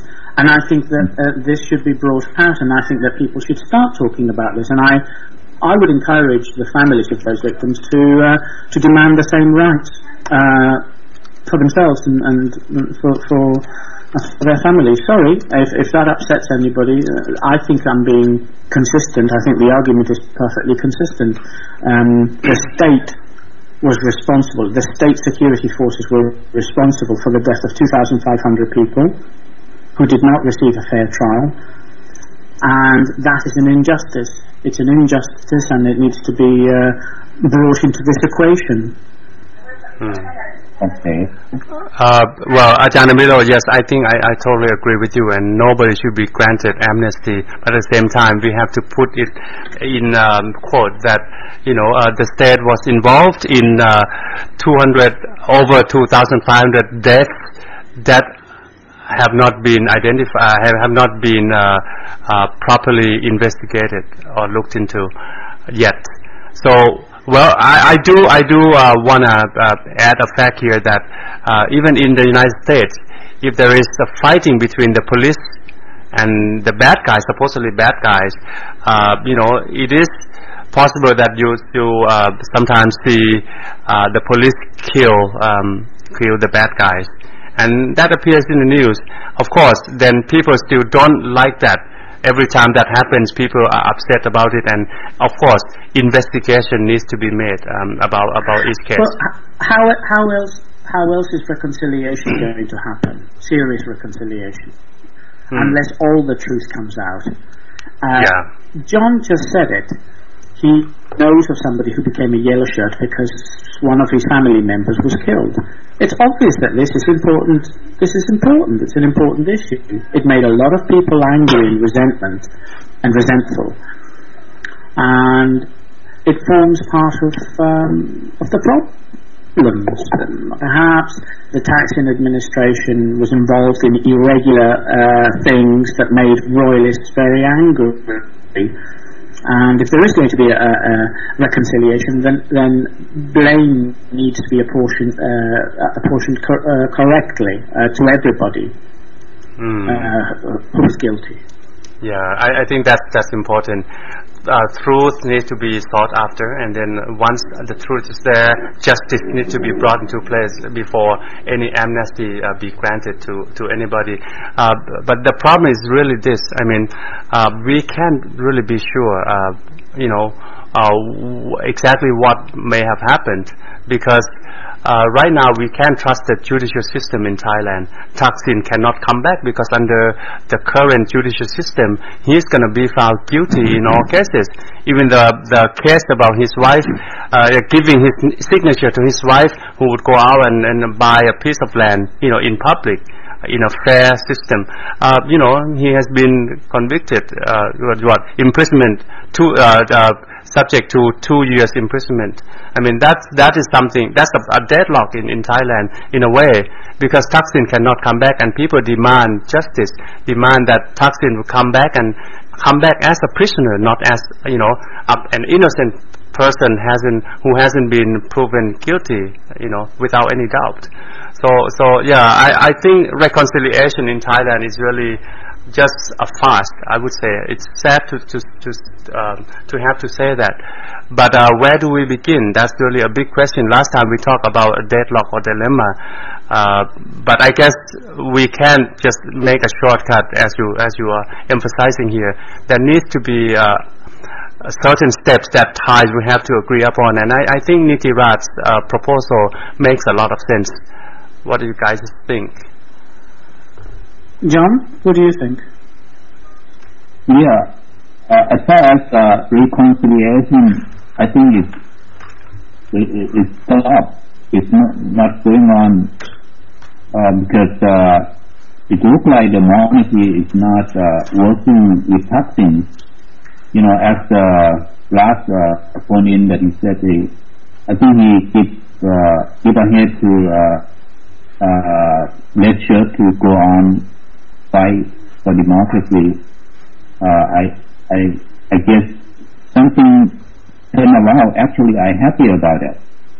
Last time we were talking about that Thaksin want us to forgive the past and move on, and that it doesn't go the way he wanted to be. And I think the king, I guess, not okay with that or something. The yellow shirt had come out. It held out with, the reconciliation, not able to move on. Now we at maybe Dr. Tian could speak for me. Sometimes I have a hard time to put everything together and say, but I can only say that I'm happy now we actually, the red shirt are together. We are not separate. We are not divided into many groups. I think we are come at the point that we have the same enemy. We have one enemy. We are one now. That's how I think it. Go from now, whoever gonna win or lose, so we should know sooner or later. But detail, maybe Dr. Kevin can speak for more, but that's how situation right now. Maybe we should talk about this. John, you said that red shirts are one and you have the same enemy and that you're all together now. I've got a report here on my screen which says that when Thaksin phoned in live, there were people there, red shirts, who stood up and walked out. They didn't want to listen to Thaksin. Many red shirts picked up their bags and they walked out of the speech. Which shows that what you're saying is not entirely correct. The red shirts I'm sorry, I can't even do it. Some of that I didn't know Okay. Well, I can tell you that I've read that in the newspaper. I'm looking for it now, and it's here at the bottom. Well, it doesn't really matter because that's what I read, and I saw it in the video too. Watch the video, John. Watch the video of the event which happened recently. Everybody's sitting down, and suddenly there is a live link to Thaksin. Thaksin appears on the screen. Here it is. There were reports that UDD crowd walked out of the Thunderdome as Thaksin phoned in this evening. It just shows that some red shirts don't support Thaksin. The idea that the red shirt movement is solidly behind Thaksin is not true. Many red shirts don't support him, and many progressive red shirts don't support him. Doctor, you said it yourself last week. I think it's Sombot, the I Am Red, the leader of the... who basically told Thaksin to get lost, I think you said. Yes. And this demonstrates that the red shirt movement is factionalized and divided, and not everybody loves Thaksin. John, I mean, this is rhetoric. This is the result. This confusion that you have is the result of a whole week of rhetoric coming from Jattaporn and a super team made up of Charlan, Jattaporn, and Natterwood. They've basically been churning out propaganda that has gone to people's heads. Everybody has forgotten that red shirts were encouraged to break the law by the UDD leadership. They were encouraged to go to the streets, occupy public spaces. They were encouraged to continue protesting even after the government of Abhisit agreed to hold elections for 3 months. Reports in Prashataya demonstrate that Thaksin knew that there was going to be a military crackdown against the red shirts, but they continued. They left all of us open-mouthed when they refused to disperse, even after Abhisit had agreed to dissolve the government in 3 months. They continued. They kept on pushing their luck, knowing that they would provoke the army, and they're trying to do it again. And in the end, when the army reacted, because they would, of course, they had the orders from the Centre for Resolution of Emergency Situations. In the end, the UDD let everybody down. They told the red shirts to go home, it's all over. After all the rhetoric, all the sabre rattling and all the drum beating, they told these poor people to go home, that it was all over. And that was probably a good thing to do, because they stopped more people from being killed. But they pushed their luck and they pushed these people to the limit. And now they're trying to do this exactly again, the same thing, with all this cool rhetoric, and it's completely irresponsible. And I feel that that needs to be said. อาจารย์ในไม่เร็ว in politics and คุณจอห์น as well, in politics nothing is absolute. I mean it's true. I mean it's so relative to different factors. Now talking about what Kun John just said about people turning together, trying to reunite. At least they know their enemies more.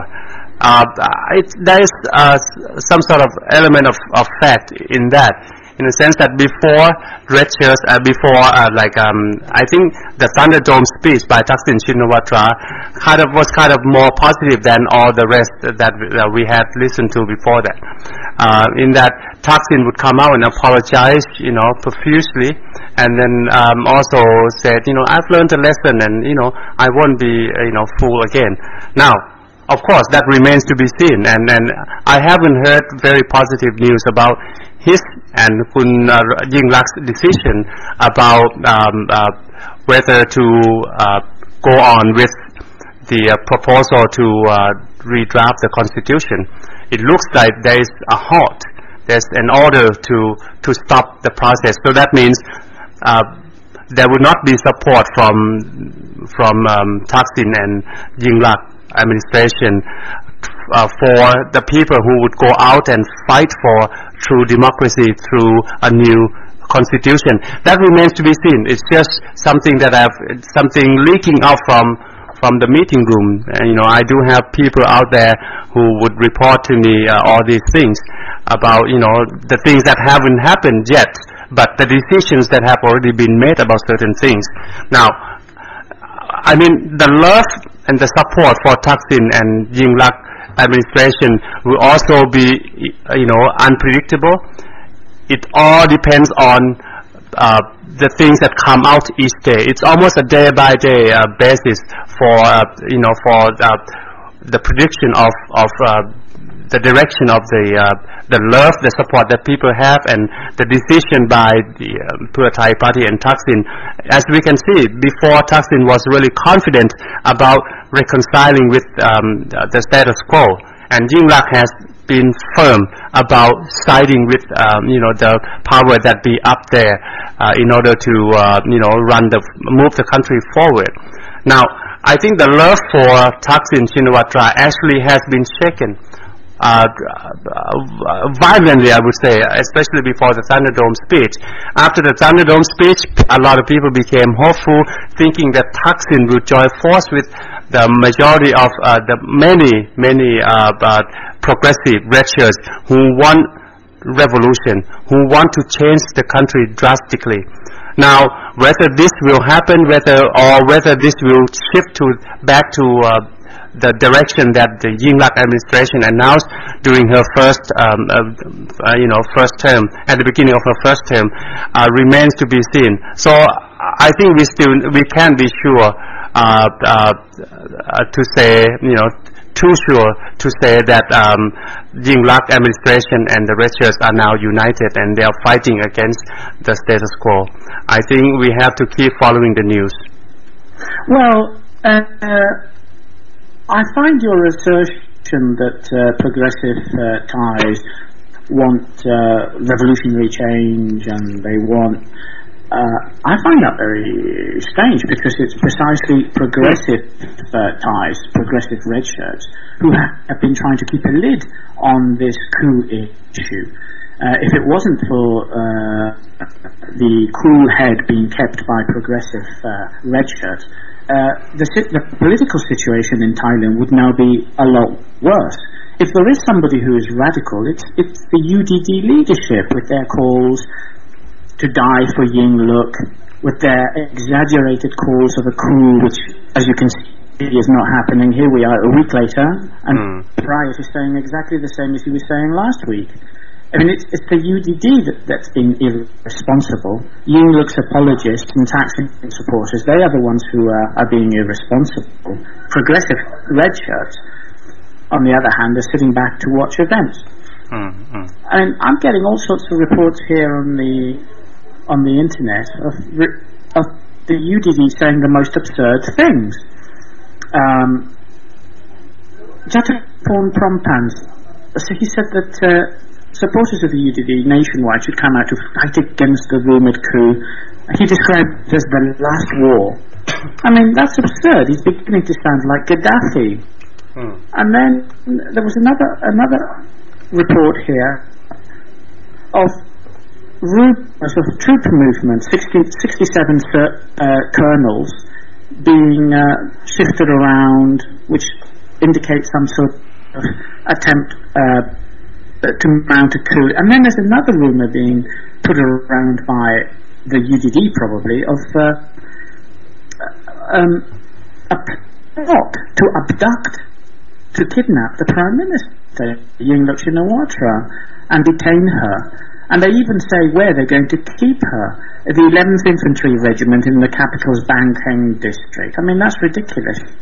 If you know where she's going to be kept and everything, then she's not really kidnapped, is she? If you know the location. I mean, all these type of silly rumours, this rhetoric, violent rhetoric, it's not helping the situation. I think it's only thanks to the cool head of progressive red shirts that the army hasn't overreacted. I think the UDD is completely irresponsible, and I think this present government is irresponsible too. I think they're dishonest and irresponsible because they've been in power now for almost a year. It'll be a year next month, and they haven't kept any of the promises on human rights, and everybody's ignoring that fact, with all the damning reports coming from human rights organisations, which show that prisoners are dying in prison, people are being made to disappear, and I just don't think that people should give their trust to this government quite so readily. I think Thai people need to be a little bit more cynical about what they're being told, and not give their support to a government and an organisation which quite obviously forgot about them very quickly once they had power. Doctor.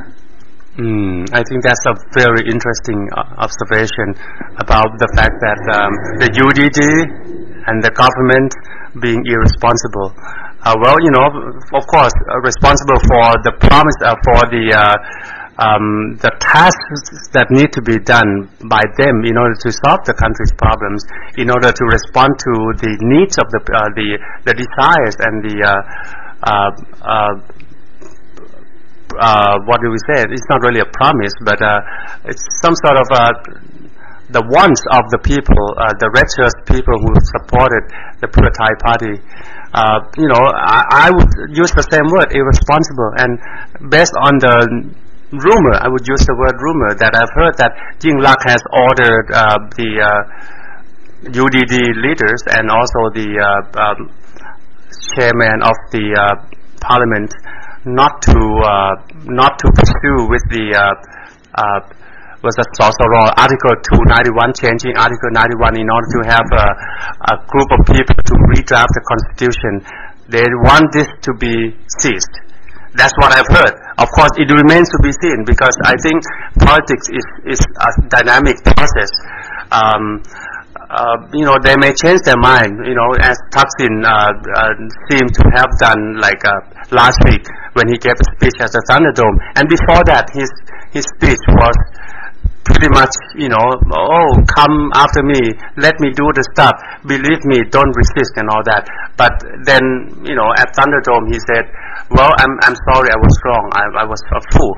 Now I won't be fooled anymore, I'm going to fight. You know? Yeah, but Doctor, this has been a humiliating week for Yingluck's government. It's been a complete humiliation on the amnesty bill. Okay, and they're very quickly changing the topic here. They've moved on now to the charter changes, of course, because they've got an argument. They've got a fairly solid argument there. I mean, it's obvious that the Constitutional Court has acted illegally and beyond their scope. It's obvious. You only have to read, for example, I've done my research here. You only have to read, for example, the Constitution of Thailand, the 2007 Constitution, Chapter 10. The courts, Part 2, the Constitutional Court, Section 212. Let me read that to you. A person whose right or liability is recognised by this Constitution or violated has the right to file a motion to the court for a decision that a provision of law is contrary to or inconsistent with the Constitution. And here's the bit that I want to talk about. The right under paragraph 1 shall be exercisable in the case where all other means for the exercise thereof are exhausted, as provided in the Organic Act on the procedure of the Constitutional Court. In other words, those 5 people who went to the Constitutional Court to complain, okay, did not exhaust all other means. The Constitution makes it very clear. You have to exhaust all other means before you go to the Constitutional Court. They didn't do that. They went directly to the Constitutional Court. In other words, the Constitutional Court was wrong to halt this process. Because the people who were complaining, who were putting in a petition, did not go to other lower courts first. Okay, so under Chapter 10, Part 2, Section 212, the Constitutional Court is wrong. It is also wrong, and let me just find it here. Okay. It was Nitirat, the Nitirat gentleman who said it. He said it very clearly. I can't find it now, so I'm just going to. There it is. Warachet Pakidut said it very clearly. He said the Constitutional Court does not have the authority to accept the petition because the Constitution does not allow people to complain to the court about the actions of Parliament. It's completely true. This is what it says. The fact is that the chapter amendment legislation was undertaken. This is what he said. The fact is that the chapter amendment legislation was undertaken by Parliament as authorised by the Constitution, and Parliament is not regarded as a person or a political party. Absolutely true. Under Section 28, it talks about people, not Parliament. So, for that reason, the Constitutional Court's decision was wrong. The Constitutional Court is wrong on every count, because Article 68 says, of the Constitution says, where a person or political party acts under paragraph 1, the witness thereof has the right to report to the matter to the Prosecutor General to investigate the facts and to submit a request to the Constitutional Court, etc., etc. Now, what the Constitutional Court is saying is that the word "and" pertains to the person. But looking at the punctuation, there is no comma behind the word "facts." So, in fact, the word "and" belongs to the Prosecutor General, because if the Constitutional Court was right, there would be a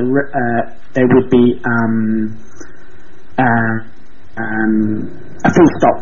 It would say something like this: where a person or political party acts under paragraph 1, the witness thereof has the right to report the matter to the Prosecutor General to investigate the fact. Stop. The person or political party also has the right to submit a request to the Constitutional Court. Okay? That's the difference. Right. That's the difference. So the Constitutional Court is interpreting this paragraph as meaning that the person has the right to submit a request to the Constitutional Court. But in fact, what the article says, because of the punctuation, is that the Prosecutor General has that right, and not any individual.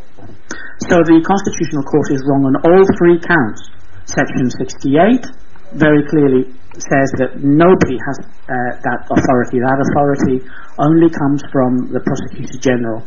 They are wrong on Section 212 of the Constitution, Chapter 10, and they are wrong for the same reasons that Nitirat have said, which is Warachet has made it very clear that the Parliament is not a person.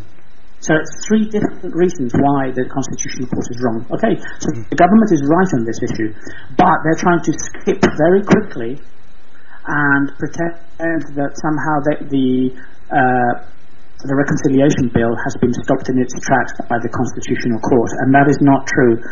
They themselves have abandoned the idea of pushing this law through Parliament, and it's a humiliating defeat for them. But they finally admitted that it's not going to work. What the Constitutional Court has stopped is the charter change, because the government has not revealed what changes it intends to make. I mean, the government could be making any changes that, as the Constitutional Court quite rightly says, could affect the character of the regime in Thailand. It's true. For example, they could change the part of the Constitution which says that ordinary people cannot introduce a law which affects the monarchy, so that they could change lèse majesty law. I personally would be delighted if that's what the government were doing, but of course it is unconstitutional, probably. And there are many other sections which they could change, which will also affect Thailand's regime. Doctor?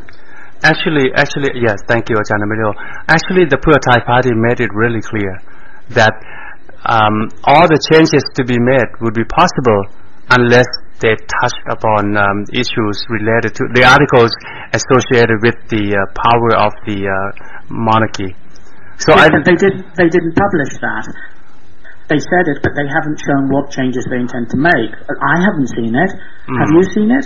Do you know exactly what changes, which sections they're going to change? Actually, no. They cannot say which articles to be changed, which not to be changed. Why? Because people have a right to know how the government is going to change their charter. Yes. They have a right to know.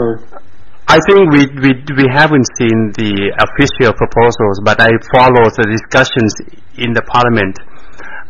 They did emphasize even before the process that they would not touch the articles related to the monarchy. They did say that. Now, of course, we have to see the official proposal that will be submitted eventually. They did make that very clear. But the sad thing is this, Ajahn Emilio, it's not about them not finding legitimate reason to push this forward. I think eventually they have all the rights, because they announced as one of their policies to create this social law, the Constitution Drafting Committee. They said that, and they made a promise. Now, if they fail to do that for whatever reason, then it will be wrong for them, right? I mean, the people can be upset about it. But the thing is this: what I've been hearing is this. Actually, the government, the Yingluck government, is not willing to push this forward. Even if they have a legitimate reason to push forward, or even if they successfully fight off the sanction by the Constitution Court, they would not do it. They would not, because it has been decided that they would not pursue this. Doctor, didn't you read what Yingluck Shinawatra said in Thai Visa today? She said, I haven't seen the reconciliation bills, but I believe every bill will benefit all groups of people. I mean, how dishonest can you be? I mean, how can somebody who hasn't even seen these bills be supporting the bills? Yeah. I just don't understand how the Prime Minister can say. Yingluck is so shallow. I mean, how can she say that she hasn't even seen the bills, and then say that she believes that these bills will benefit everybody?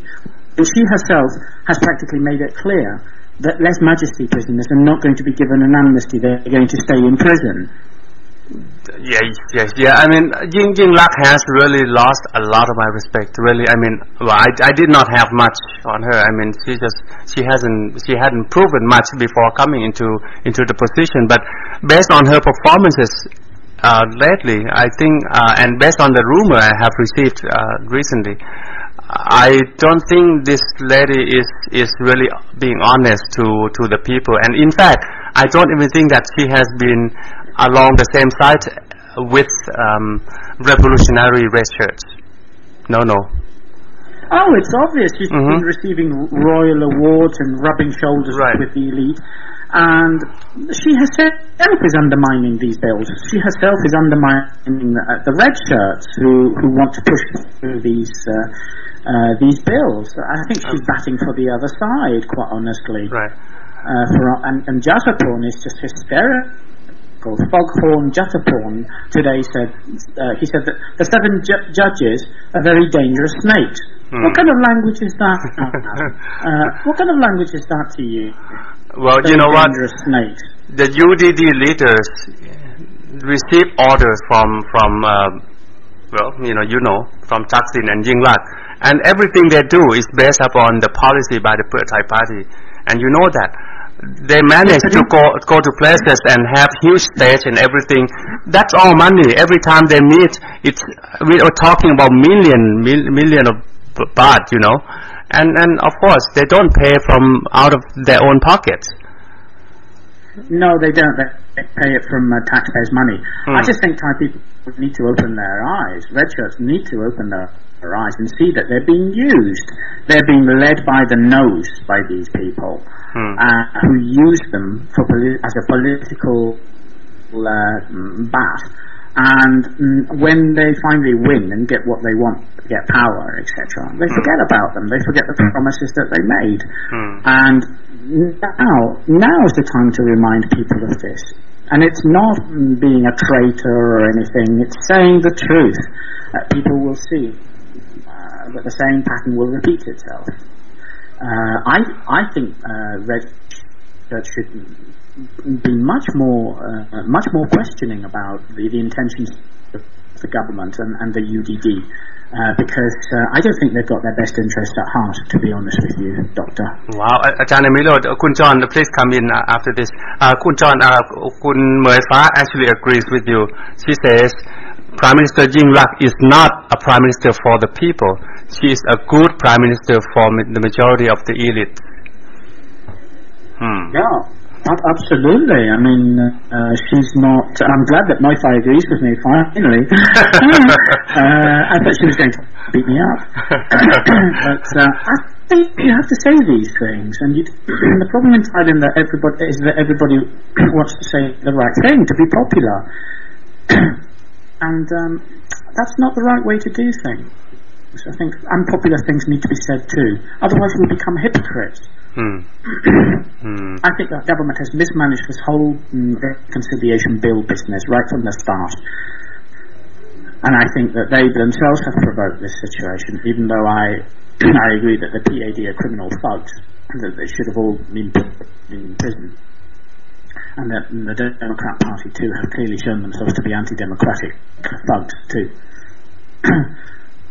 But I think that the government, rather than try and stir things up so that more people get hurt, they should just go away, lick their wounds, and rethink their tactics. That would be the more dignified thing to do. And I think Yingluck is ready to do that now, but there are still elements within her government and within the UDD who are determined to keep going and make something big out of this when there really isn't anything. I'm confident that the government can win the case against the Constitutional Court. They haven't got a leg to stand on. These judges will be impeached pretty soon. They've misinterpreted the law deliberately, in my opinion, and they've deliberately sabotaged the workings of Parliament. And the government should go down that road rather than trying to rattle their sabre and beat war drums, because that only wakes up the army, who are currently sleeping quietly with their teddy bears in their barracks, and that's where we want them. อาจารย์มิโร before คุณจอห์น comes in, I'm afraid things in Thailand may be a little more tricky than we can normally expect, from other countries. In this case, the UDD are trying to push forward at first, because it's kind of the two camps are trying to show off their power, and so that they can negotiate further. But once the negotiation works, is that the elites, the royalists, do not want the constitution to be redrafted. That is, and then they want it to remain where it is right now. That means the royal families will not be touched. Nothing will be changed. The military, the judicial systems, the independent agencies will not be abolished or touched. So things remain the same, where they are. Now, the Yingluck Shinawatra could be in power for as long as she wants, at least, until, she finished her first term. And if this works out... Sorry, can I interrupt you, Doctor? I'm very rude, but... Go ahead. Hang on. Thank you. even if Yingluck manages to change the charter and she manages to push through these bills, even if that happened, it would not benefit those political prisoners who are still in prison. It would not change 112 or the Computer Crime Act in any way. And it would not push the country forward either, the way I see it, because even if it would go through, she would compromise with all the agencies, all the parties that are against democracy. Yeah. Exactly. So what's the point of supporting the government if they're not going to do what the red shirts are asking them to do? Those political prisoners who are currently in prison, appalling conditions, are still there. Yingluck hasn't conceded anything on that, and like you said, she's not going to change lèse majesty law. She's going to sit on Nitidat's proposal, because in fact Nitidat can't put a proposal to government. Nobody's allowed to introduce laws which affect the monarchy. That's what Yingluck is going to argue. That's in the constitution too. The government could change the criminal code and abolish the Computer Crime Act by itself. But of course, guess what would happen? I'll tell you. The Constitutional Court would say that it was illegal. So the Constitutional Court is always going to meddle with government decisions. And that's how it is. This government is not revealing what it intends to do, what changes it intends to make to the Charter. But it's suggesting that everybody's going to benefit, and that's an outright lie. I'm sorry. It's not going to benefit all groups of people. It's not going to benefit lèse majesty prisoners. No way. They're going to stay in prison whatever happens. So progressive red shirts who believe that this law should be abolished and who believe that prisoners should be released have no reason to support this government, and there's no reason to listen to Jasiporn's hysterical rhetoric. Kun John, what do you think? Well, I agree with Ajahn Emilio. That's good point. Why should we support this government? But I guess this time the progressive red shirt doesn't have leader, doesn't have power enough to do anything to put forward. I guess we have to rely on the UDD. Yeah, but forgive me, John, forgive me. The red shirts have the power. We've demonstrated it all, because if the government falls and there is a general election, progressive red shirts need to organise themselves to stand as independent candidates in Parliament.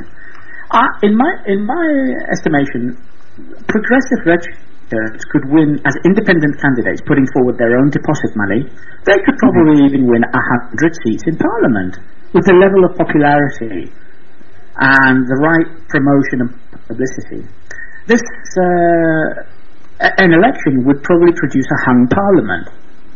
Yingluck would probably get, well, maybe not Yingluck, somebody else. The Partai Party would probably get back in again if the government falls and there is an election. They would get back in again, but they wouldn't have an overall majority, which is what they have now. But progressive red shirts would probably have enough MPs to influence Parliament in some way. I have absolutely no doubt about that. With the present mood of red shirts, it's not even necessary to form a party. If you can get maybe 60, 70 independent MPs sitting in the House together as a group, and then maybe even form a parliamentary group, that is real political power. So saying that they can't do anything and that they depend on the UDD for everything is not true. Progressive red shirts can do it for themselves.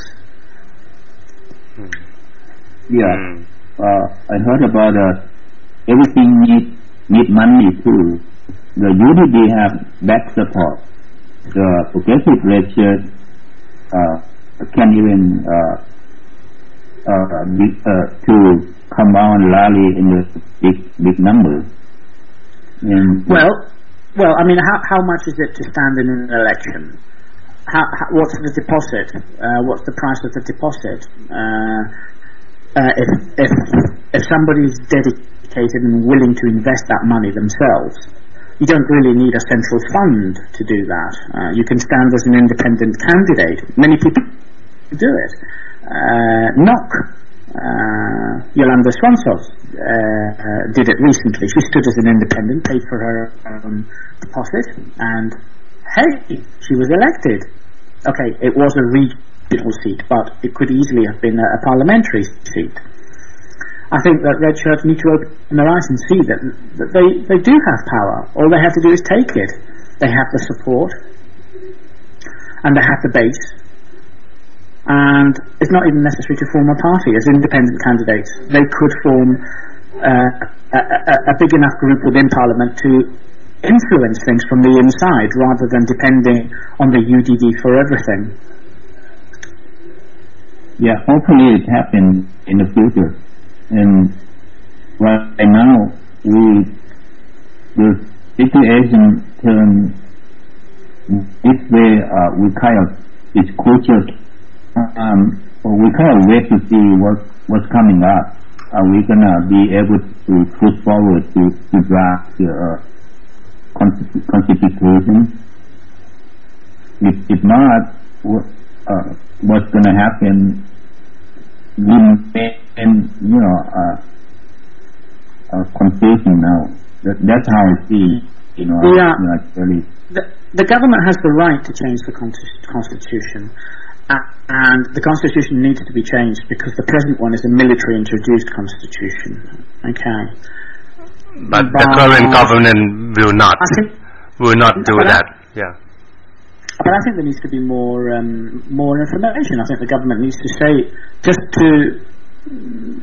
not to calm the situation down. They need to say exactly what changes they're going to make to the constitution and what possible benefits there will be for this. And they're trying to do this in secret, and they're trying to push it through government because they've got a majority. And this is creating the problems. And I think in a democratic country, you should have openness and you should give people the information. What's the problem? Why can't the government tell people which articles in the Constitution they're going to change? What's the problem there? It would alleviate the situation and make it clear to everybody, and it wouldn't be necessary for the Constitutional Court to intervene in the illegal way that they have been doing. There's obviously some panic in the elite camp. They don't trust Parliament, and this is why they're undermining democracy. Ajahn Emilio, there's a piece of information I would like to share here. The government cannot say exactly which article it wants changed, because, well, probably it has an obligation to state upfront. Like, for example, they have done that in saying that they would not touch any articles concerning the royal families and the monarch. Now, but sorry, I didn't understand what you meant. Okay, what I mean is this. Why can't the government say which articles they want to change? Could you repeat that? Okay, they cannot, because actually in their policy, in their proposal before they became the government, and based on the policy announced in the Parliament, they say they would want their plan to have the Constitution Drafting Committee established, and then it depends on this group to decide, because they represent the people of the country as much as in the current government does. So this social group, Constitution Drafting Committee, has equal rights, really, and privileges and power to really do the stuff they do. If the government says, okay, you only change this and that, then that means the government dictates the social group.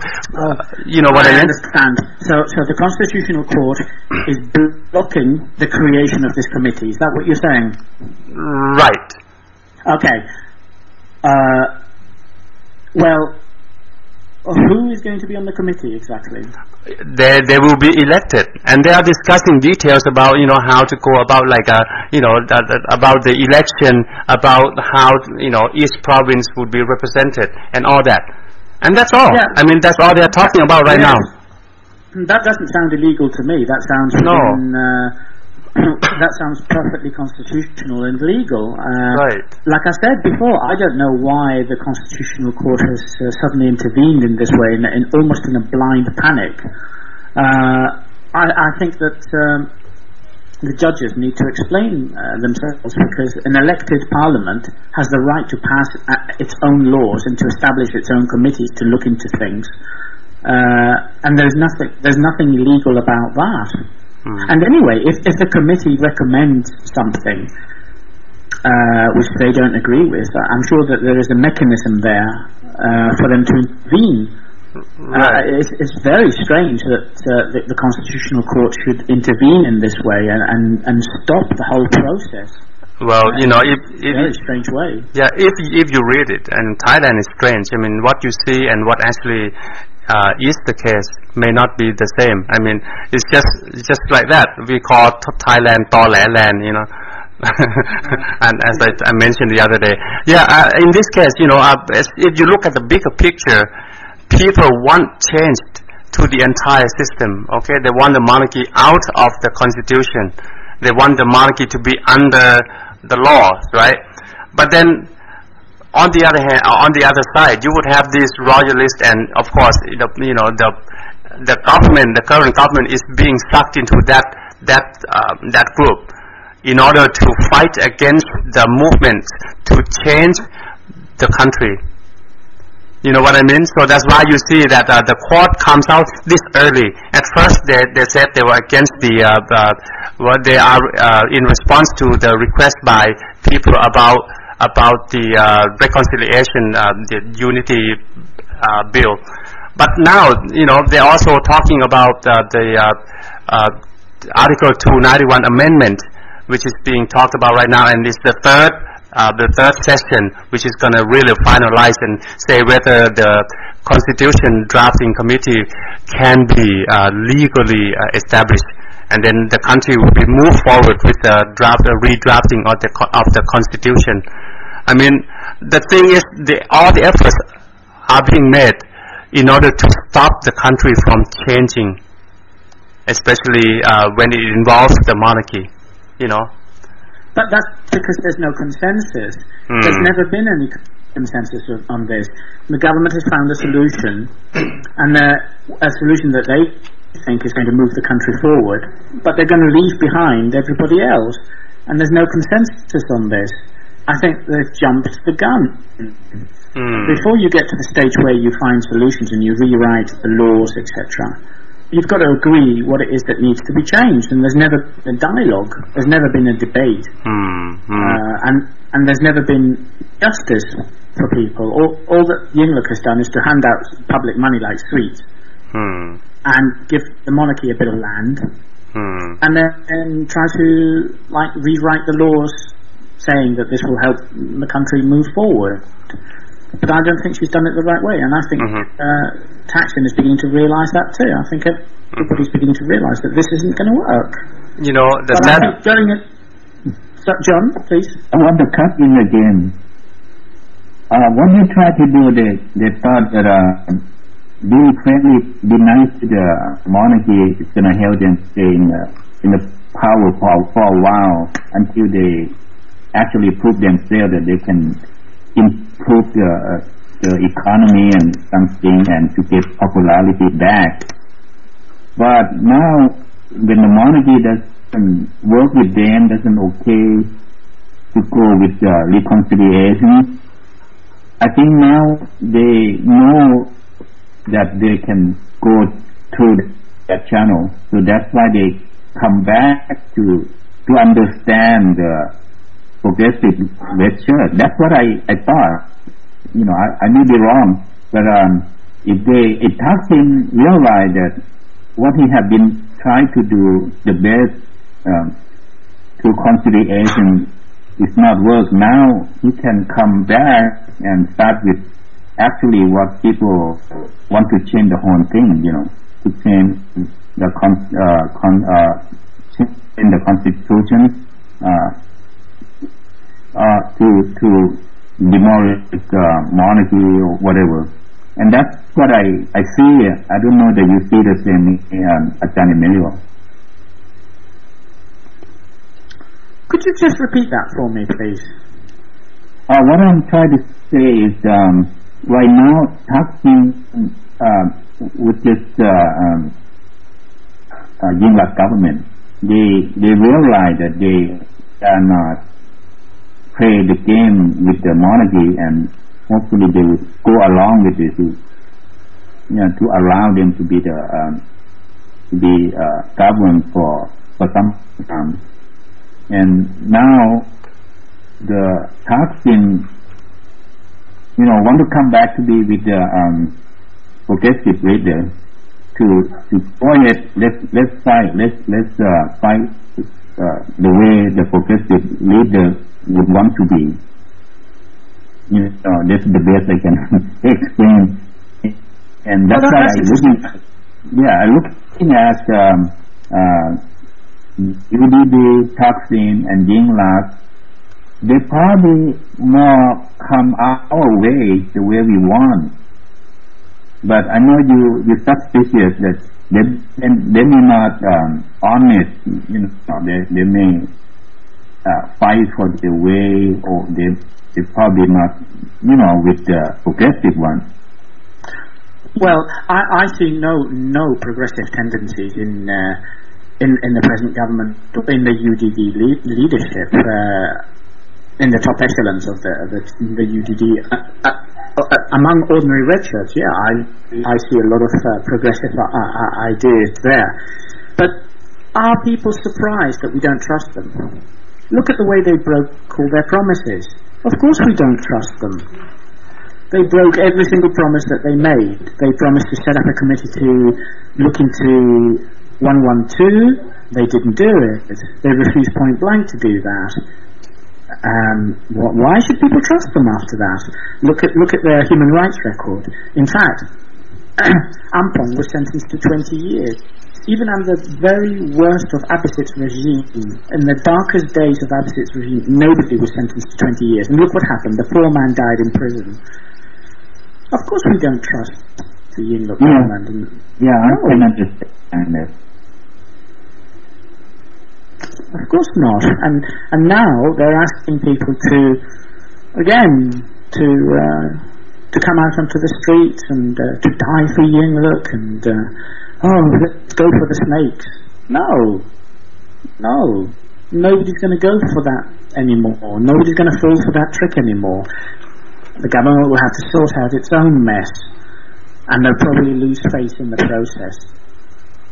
But we told them right from the beginning that the way that they were approaching the reconciliation process was wrong, that they were making mistakes, that they hadn't listened to everybody. Now hopefully they'll realise their mistake, and they've still got time to put it right. They've still got time to sit at the table and speak to everybody, and hopefully do it the right way, because it's obvious that this isn't going to work. I think even Thaksin was surprised when the PAD gangsters suddenly appeared in Parliament. He was surprised. He was caught on the hop because he believed that they had been sweetened and that they wouldn't challenge the government. But it's obvious you can't deal with these people. They're criminals. And there has to be debate and agreement before they try to do anything. Otherwise it will end in failure again. John? Right. Someone should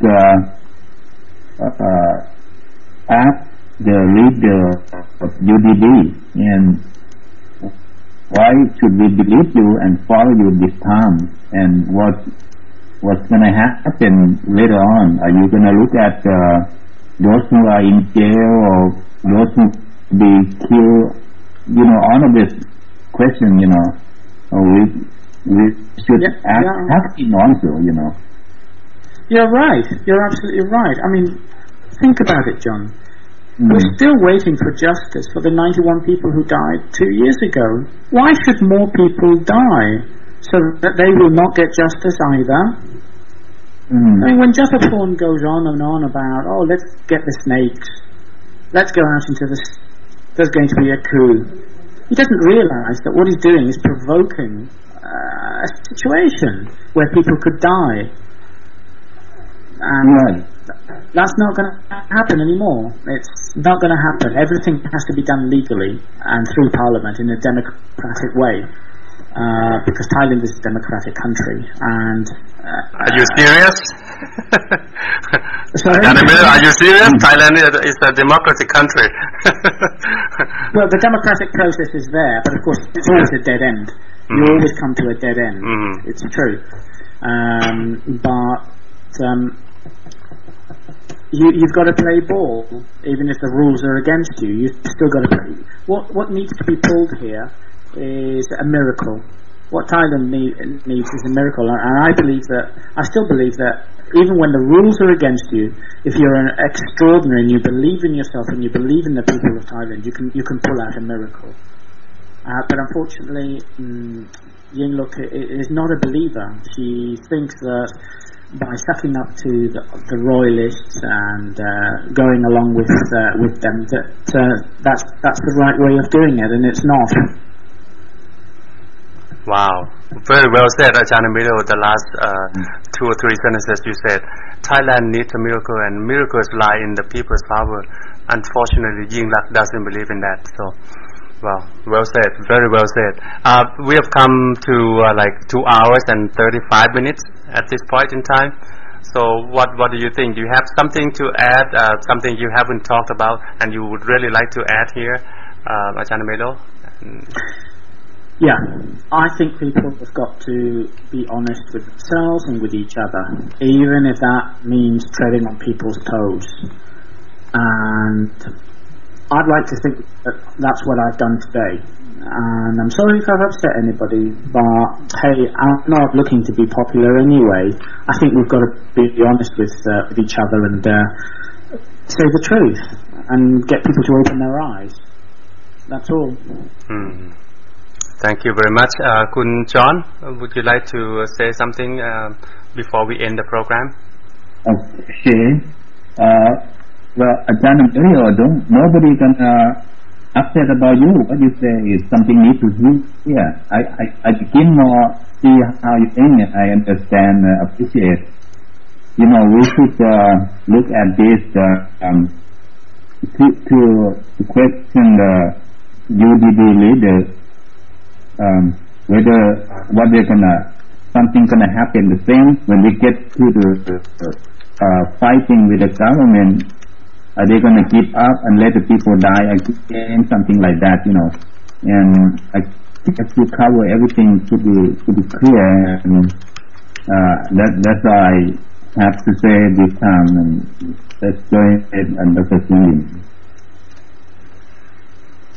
Yeah, thank you very much, Vinet, and I agree with you, Ajahn Emilio. You don't have to be worried about people being upset. I mean, all sensible Thais would find your remarks, totally agreeable, and I think also very, very useful as well, helpful as well. So, thank you all for this. Thankfully, thanks to Pisu and Pijon and Ajahn Emilio. We'll come back and have this kind of interesting discussions on hot topics again next Saturday, 9 p.m. Thailand time. And today, all of us, thank you all out there who are listening to us and who will be spreading our clips. And remember that we have our clips all available via YouTube as well. You can find that link through the front page of the university, tprud.org. All of us, we need to sign off now. Thank you for listening, and see you again next Saturday. Goodbye, everyone. สวัสดีครับ สวัสดีครับ สวัสดีครับ